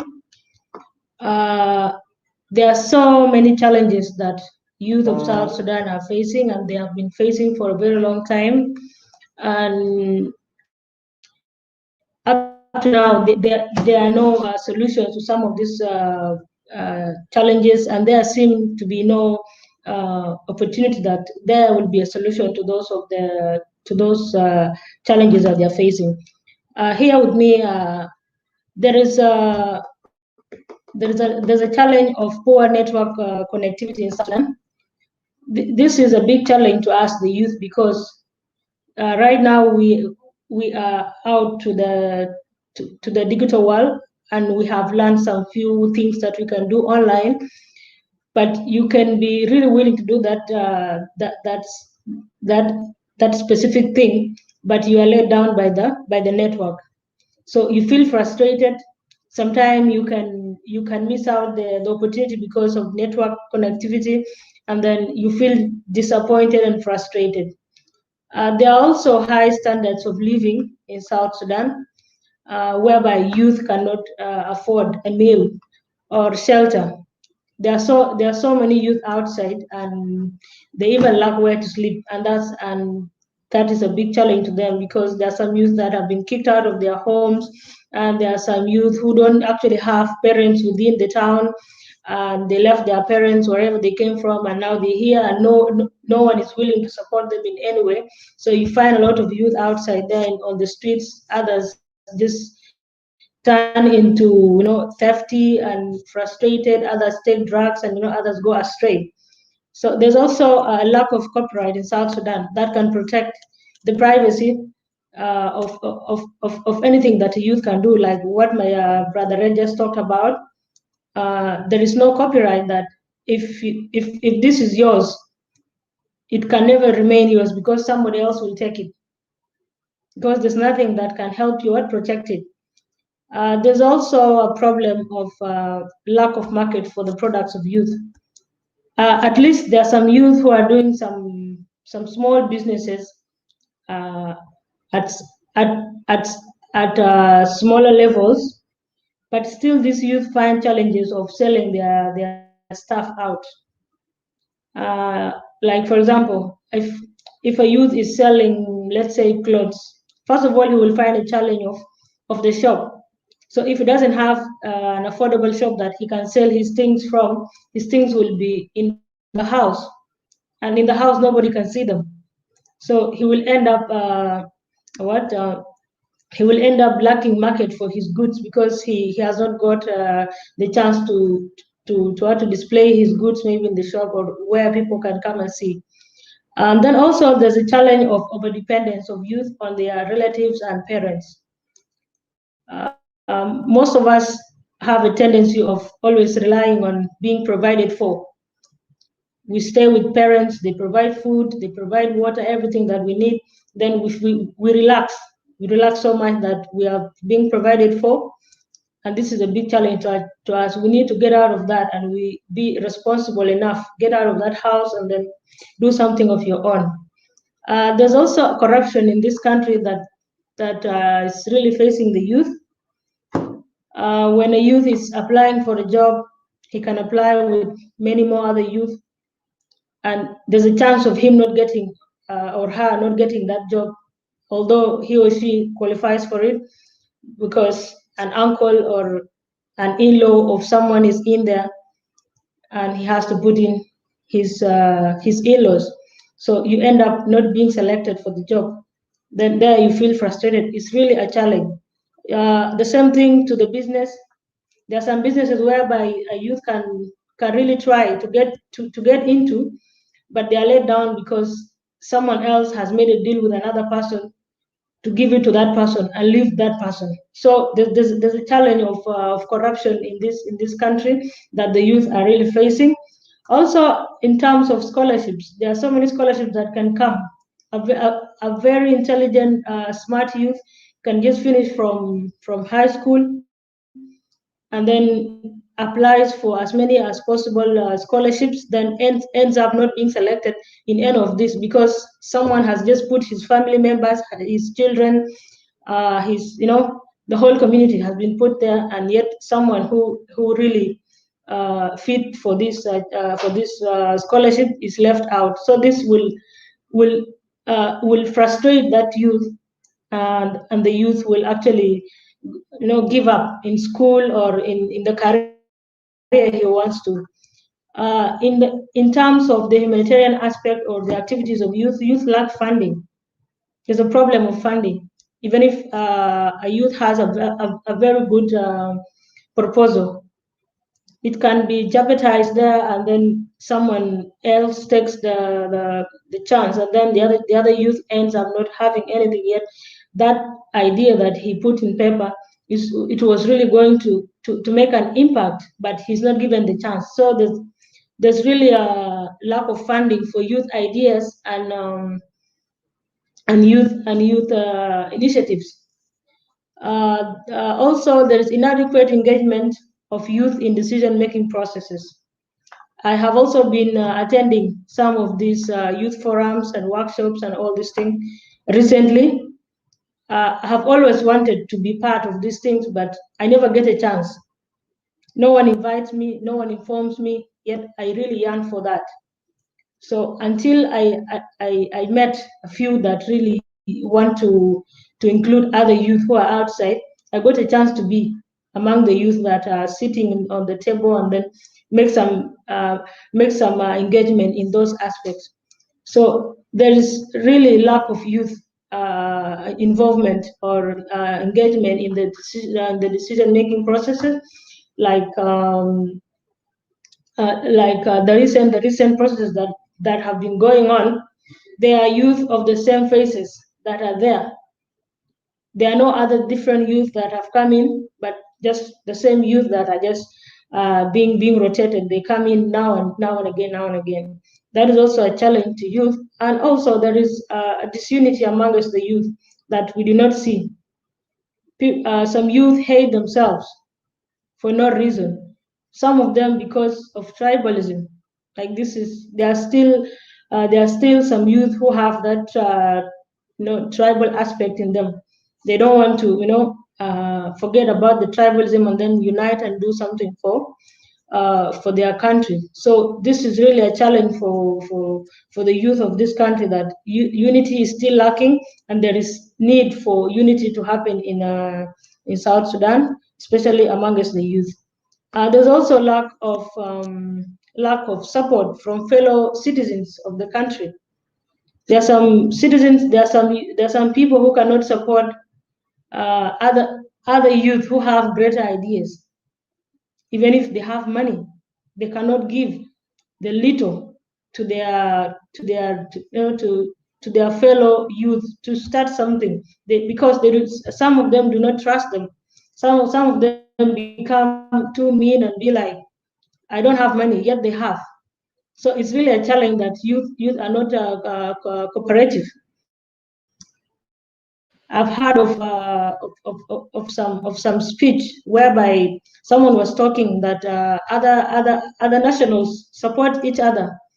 When a Chinese man comes to South Sudan, he will call other two Chinese to come, and then they do business. But when a South Sudanese goes out, or when a South Sudanese goes up and gets an opportunity, he will never come back and also invite the other one to do what to be part of that opportunity. So there is lack support from each other. We see it as a competition. We don't see it as a support. But when you see someone is coming up, you also be like, that person is going to overtake me. But no, there are so many spaces that we have. Right. We cannot limit ourselves. So these are some of the challenges that I have talked about. Thank you. Thank you very much, Ms. Akot. Thank you so much for elaborating some of the challenges. And just to build on that, I'm going to just redirect the remainder conversation, building on your question. Since we already know what the issues are, we already know what the challenges are. Um, kindly mute your device.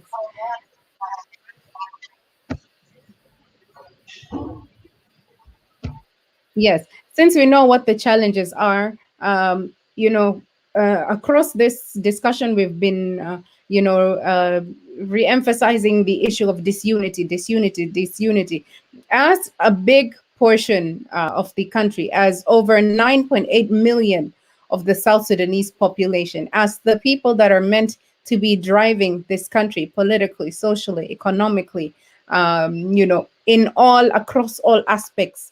Why aren't we effective? Why aren't we effective? What is stopping youth from being this driving force that shapes, honestly, the South Sudan that we want? What's not happening, Wani? Thank you very much.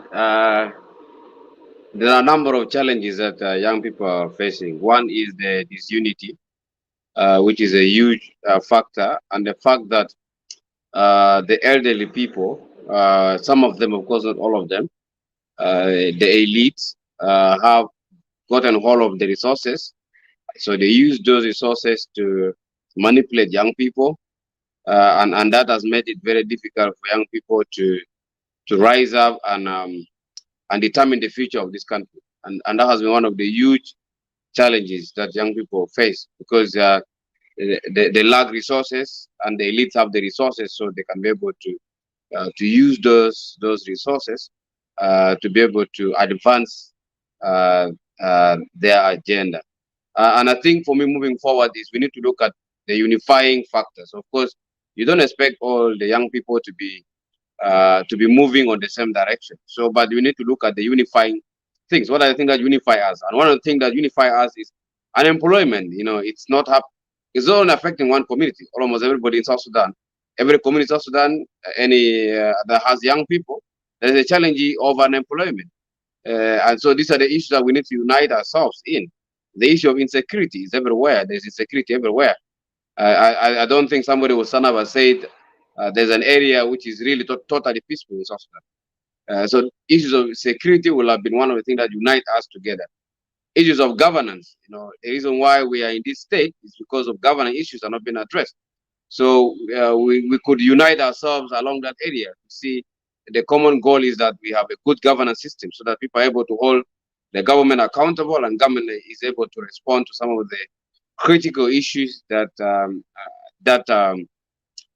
needed young people to be able to galvanize and support. But I think we need to galvanize and support to realize our potential and see that we have a responsibility. This generation, a generation of us, have a responsibility to restore the peace and stability in this country and has a responsibility to restore good governance, because there's no way you can talk about good health, you can talk about education, you can talk about improved infrastructure of security improvement if there is no good governance.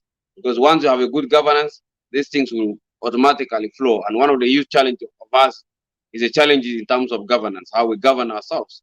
How citizens participate in the governance of this country has been one of the huge challenges. So for me, let's unite on issues. Let's see what I think that unite us. Because at the end of the day, of course, you don't expect everybody to agree with all of us, but we need to look at the fundamental issues that affect young people, and I mentioned a few of them, and those are the things that I was hoping I will be able to unite us. But Ayak, if you could allow me to respond to some of the issues that were raised by some of the colleagues, just in a minute, the issue of women, my good sister mentioned about it, that there's been a lot of attack, of course, that has been happening. But I also want to say that the issues of fighting for women's rights is not a competition between men and women, because we see that more often.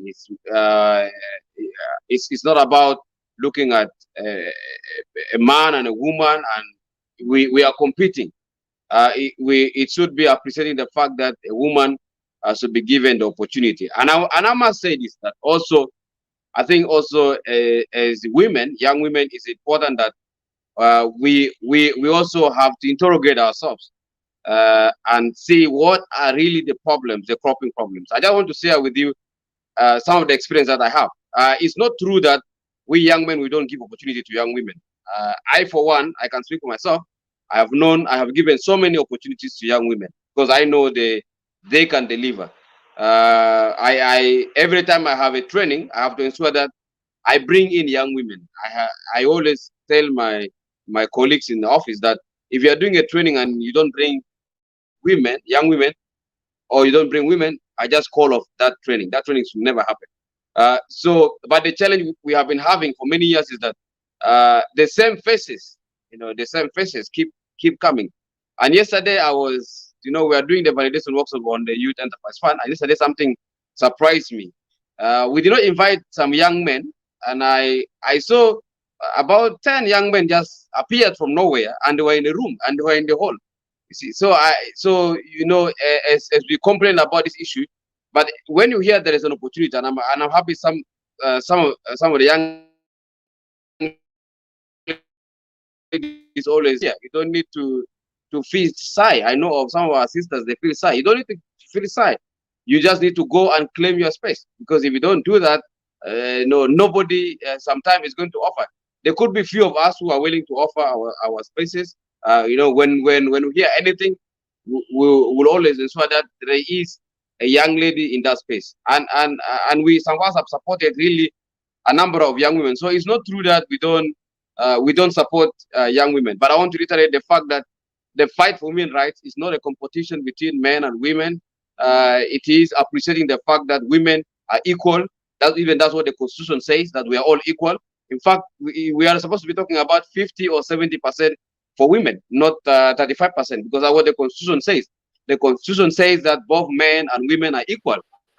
So I just wanted to really re-emphasize that fact. And also, lastly, is that I see this more often with us young men, is that when you get opportunity, we share with our fellow young men. And I see with some of my colleagues, but sometimes young women get the opportunity, they don't want to share with the other young women, they claim it to themselves, and it's always, it is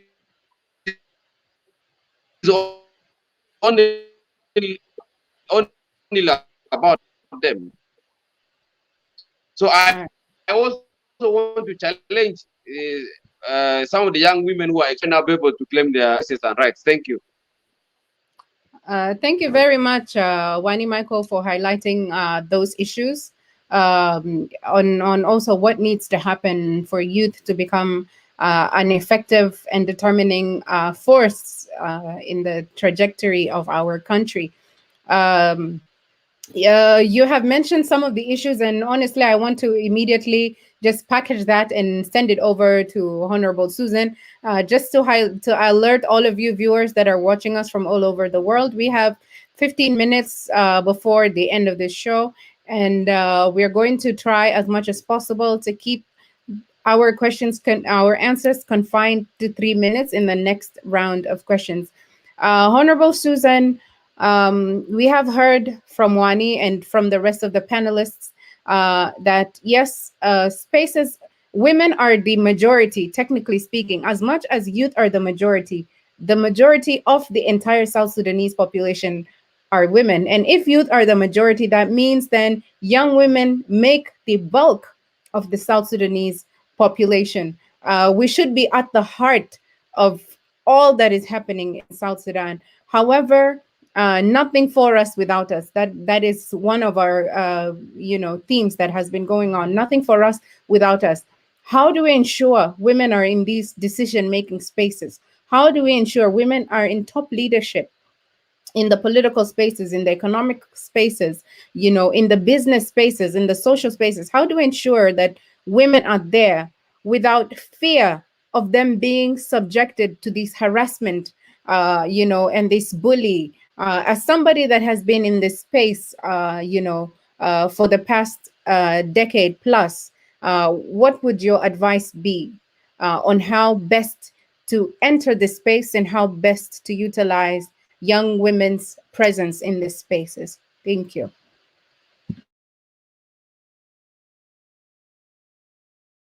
Yes, the only and the most effective way for young women at all levels to participate and claim this space is through short-term, medium-term, and long-term process. The first and the most important one is education. South Sudanese women, there is the 25% up to 35% affirmative actions, which has been given long time and it has been going on, and it's in this agreement. Women have not been able to claim those spaces or attain those percentages because sometimes they say that we are not educated.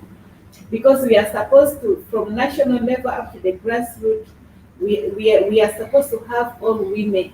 Sometimes when there is adverts, it's very hard to get young women. Therefore, we have to send families within South Sudan have to make sure children go to school and study at all levels, from nursery up to university level, and tertiary institutions. Vocational schools have to be open in all the 10 states, such that some students who cannot make it, or women who cannot make it to go direct to universities, they can engage in those vocational schools. Empowering the women through access to information and opportunities is very, very important. Both the national government, the state government, the churches, they have to come up with social centers. Some are there, but still to build social centers, whereby conferences they can engage the youth to to train them with some basic skills, and also to talk to them about career guidance, because some of the youth, they do not know what to do or what not to do. Also, some projects to elevate the poverty, because of the crisis, most of the women are very poor. Women need to be given loans so that they can establish businesses which can make them able to send their children to school, and also to support themselves at home. And also, rehabilitation centers, I've talked about it. Implementation of the existing laws that protects girl child, or that protects women against DPV, against some activities which are bad, which affects them in social life, like when a woman applies for a job, she's to be asked for other things, as it was said. So if there are laws which can be implemented and regulated, this can help our women. And the cultural norms and values, most of our society, women need to come up with, to raise their voices, to support the women at grassroots, to sensitize and to encourage the families the importance of sending their children to school rather than giving them for early marriage. And also, girls at school, they need formal educations. Some girls, some women need to go to schools and talk to the girl child about the importance of school, because as much as children are sent to school, you find out that sometimes they become pregnant before completing their term or before completing their education.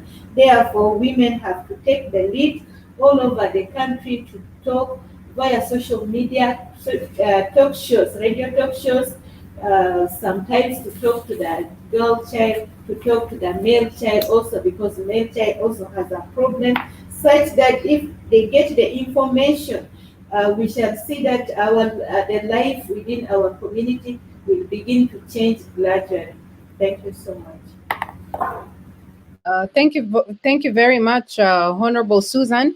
I'm going to immediately go to Jacqueline and just share with you one of the questions from the floor. And there is a question here that says, it's a comment. Young people fear growth.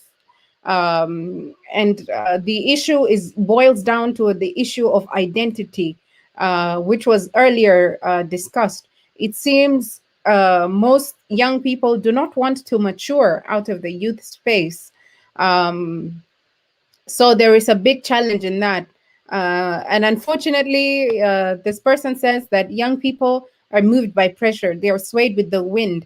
Do you agree with that? Is it true that young people are swayed with the wind? They are moved by pressure? Is it true that we are not ready to be in this space of decision making? Or is there fear, from people who ought to have graduated out of this space, from seeing new faces, fresh blood in this space to move the agenda forward?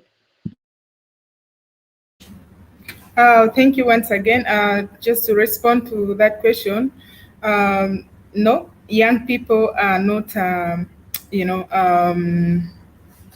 not afraid to move from where they are to the next level. But what I can say is young people are lacking the opportunities.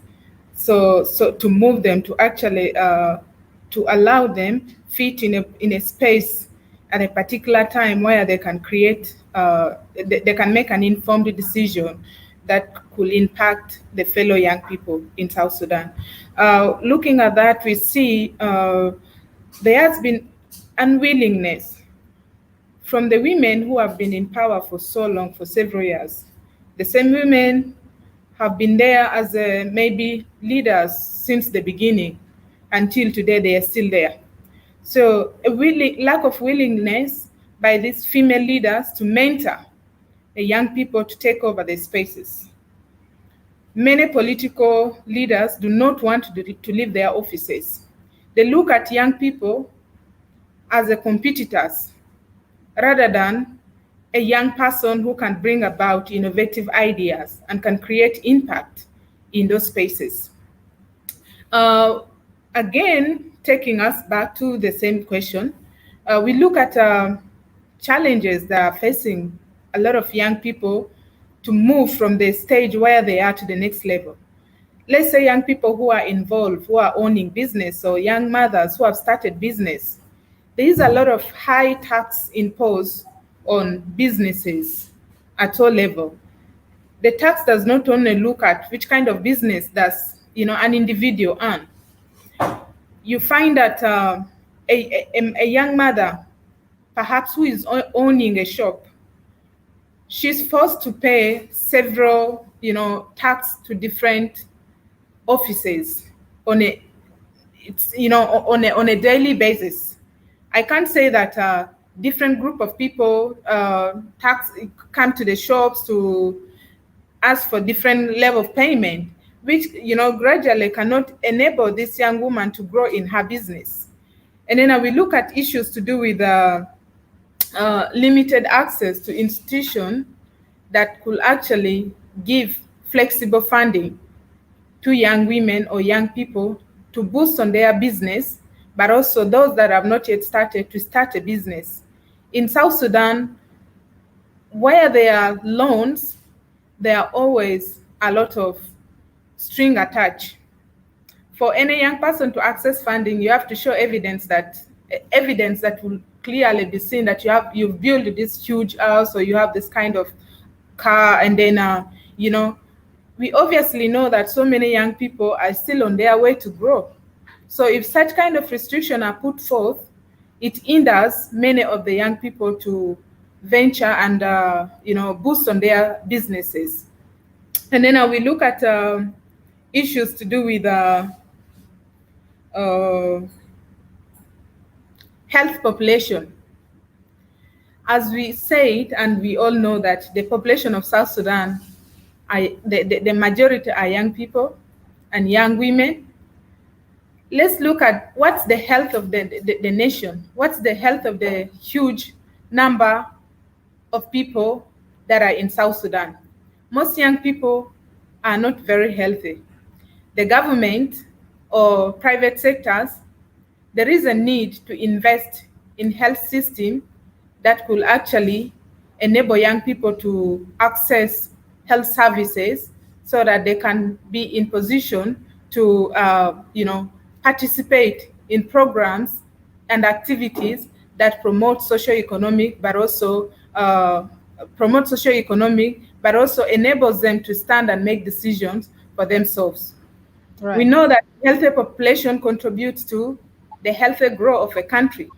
So if we look at improving on the health sector, we are able to see how health-wise our economy can grow. And then we look at challenges to do with the political environment. The political environment is not very conducive. Of course, we've heard from several of other panelists talking about lack of, limited number of young people joining politics. The political environment is not really safe for any young person to join. We have seen a number of young people interested in joining politics, but they are being silent, or maybe they are being followed all the time. Their life is at risk. A young woman working in an office, in a government office, under maybe a male employee or employer. So this male employer will look at her without paying attention to what she can bring on the table, but will want to use her. And the moment she is used, definitely that's a way of silencing her, and it makes it difficult for any young woman to grow in an environment where she has been asked to give her body for any kind of either promotion or to be recognized in those space. And then we have seen when it comes to political participation of many of the young women in these spaces, we have seen that many young women, of course, because of political environment, you can feel a bit hesitant to clearly declare your political interest. Right. If you are not safe, you cannot clearly come out and say that I'm interested, or I would like to be part of this political party, or I want to join this political party. So there is a need to ensure their safety. We look at limited safe space for young people, and especially young women. Young women do not have a safe space where they can sit and discuss only their issues. There are challenges that affect both female youth and the young youth, but there are also specific challenges that only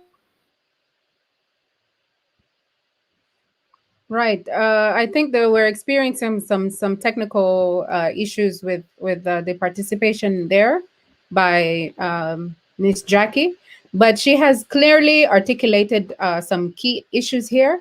She has articulated the challenge, the security challenge. She has articulated the issue of sexual harassment and favoritism in places of work, and overall the hostility of the space. Hello? Wani, Michael, are you there? Can you hear me? Yes, I can hear you.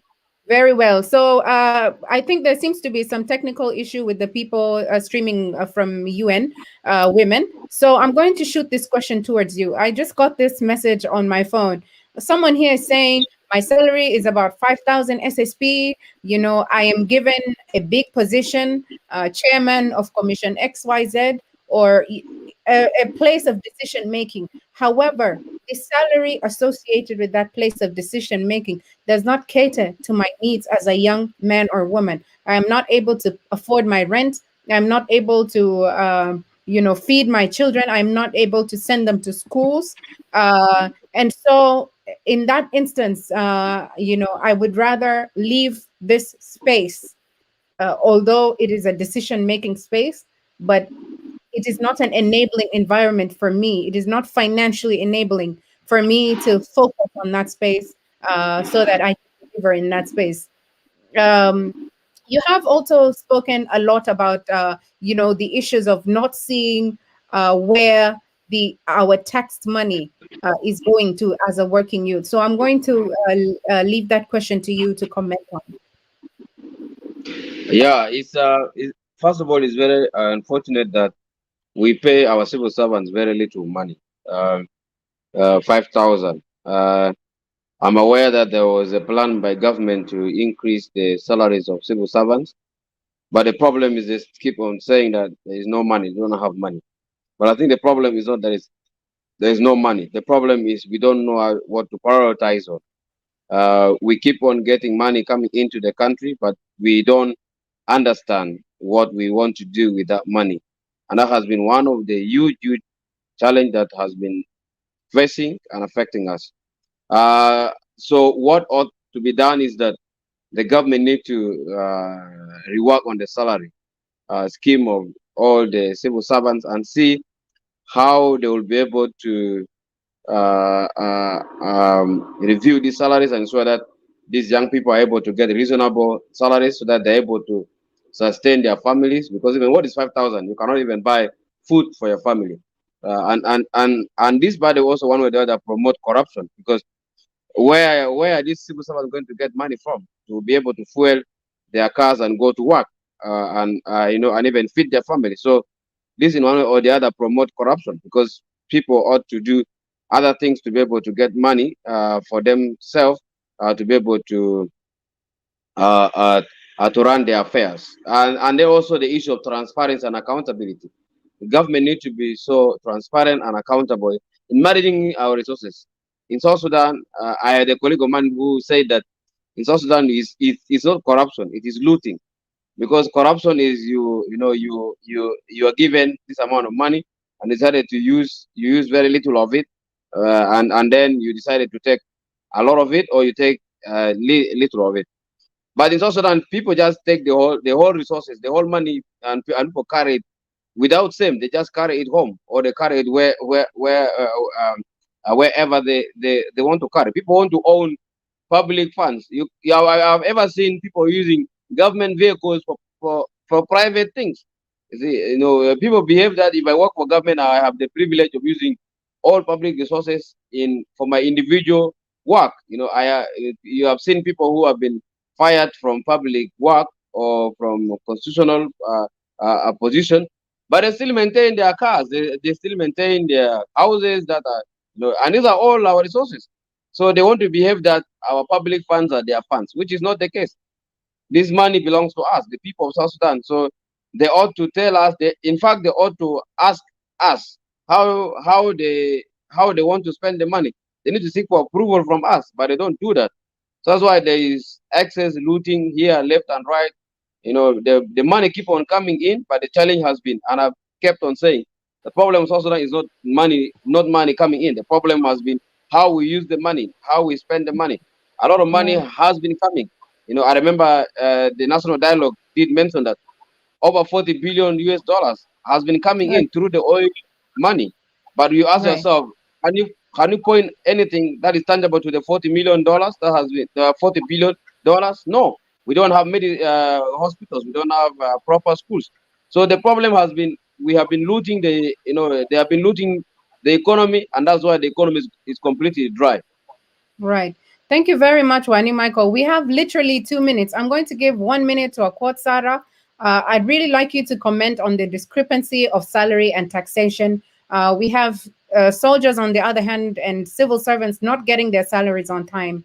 Not very meager salaries that are not able to meet day-to-day needs. But we also have INGO workers and people working in oil companies who are heavily taxed, and we do not see the dividends of those things as young people. And these are some of the issues that have forced young people to leave the country, and we're experiencing some serious brain drain to that effect. You're welcome.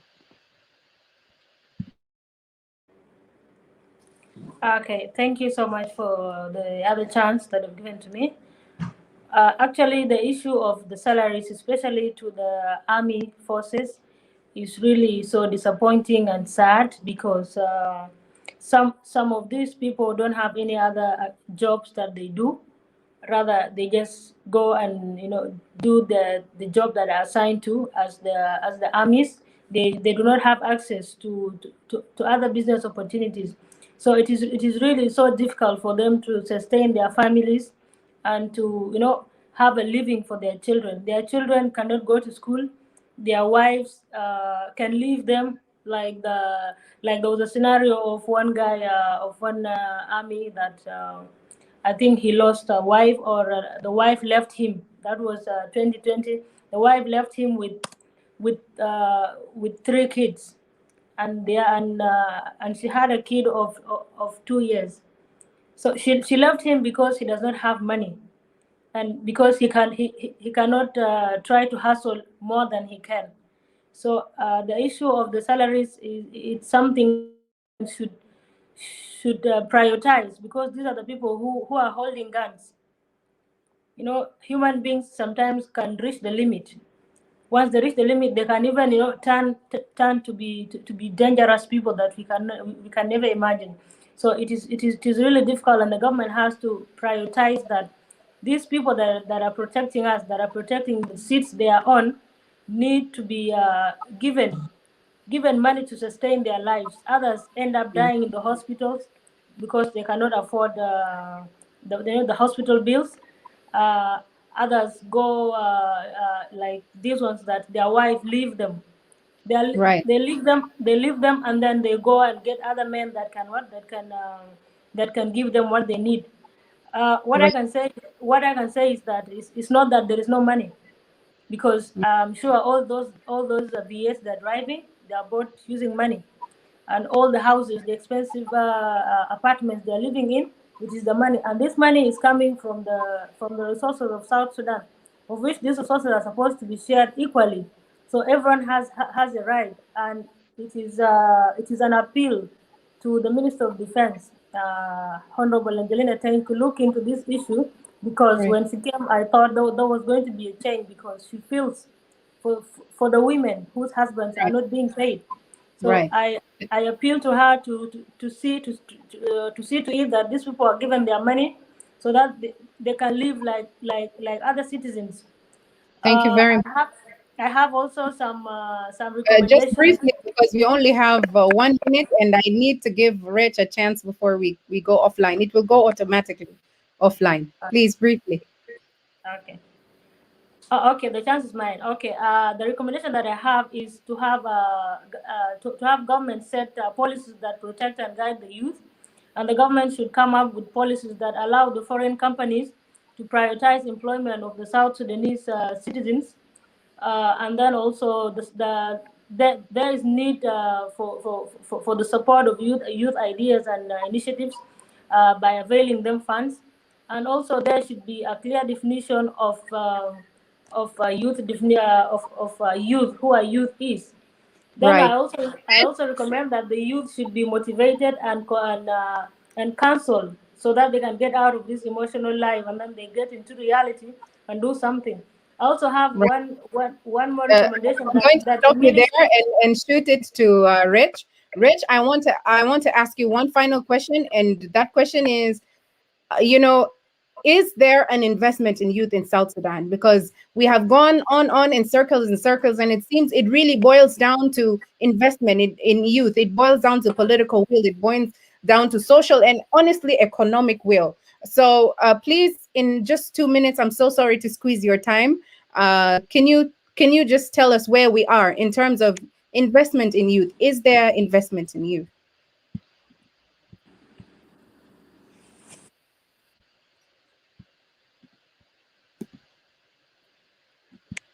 Please unmute your mic.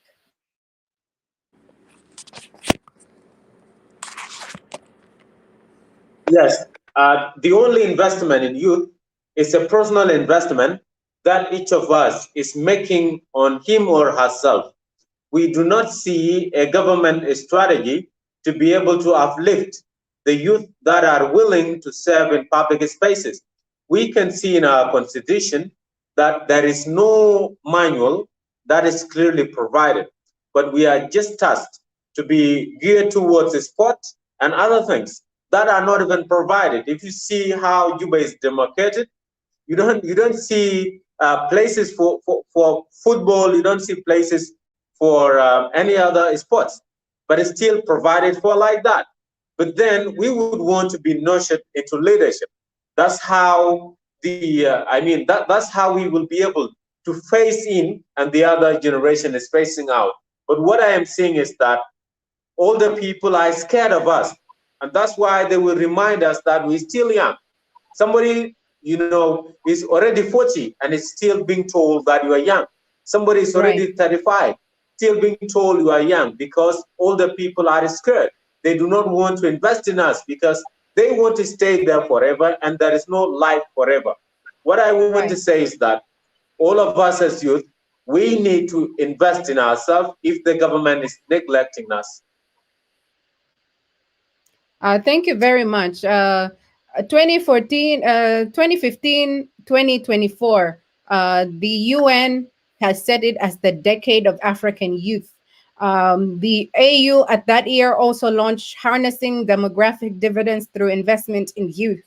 Um, all our conversations has boiled down to one issue: the fact that we are not financially independent as youth, the fact that without money you have no voice and you have no choice. So we need, as young people, to be economically empowered in order to be able to be effective in these positions, which are available. But because of the financial and economic constraints, we are not able to fulfill our obligations in these spaces. So, in conclusion, I'd like to thank all of you, our great panelists, for being in this conversation. My big thanks to everyone out there who has tuned into today's discussion. I'd like to especially thank the team behind the scenes, the UN Women, for giving us the technical support and providing the internet, and for the panelists in Juba and a safe space for this discussion. We have now come to the end of our show. Good morning, good evening, and good night to all of you, wherever you are. Thank you so much, and may God bless you all. Goodbye. Thank you.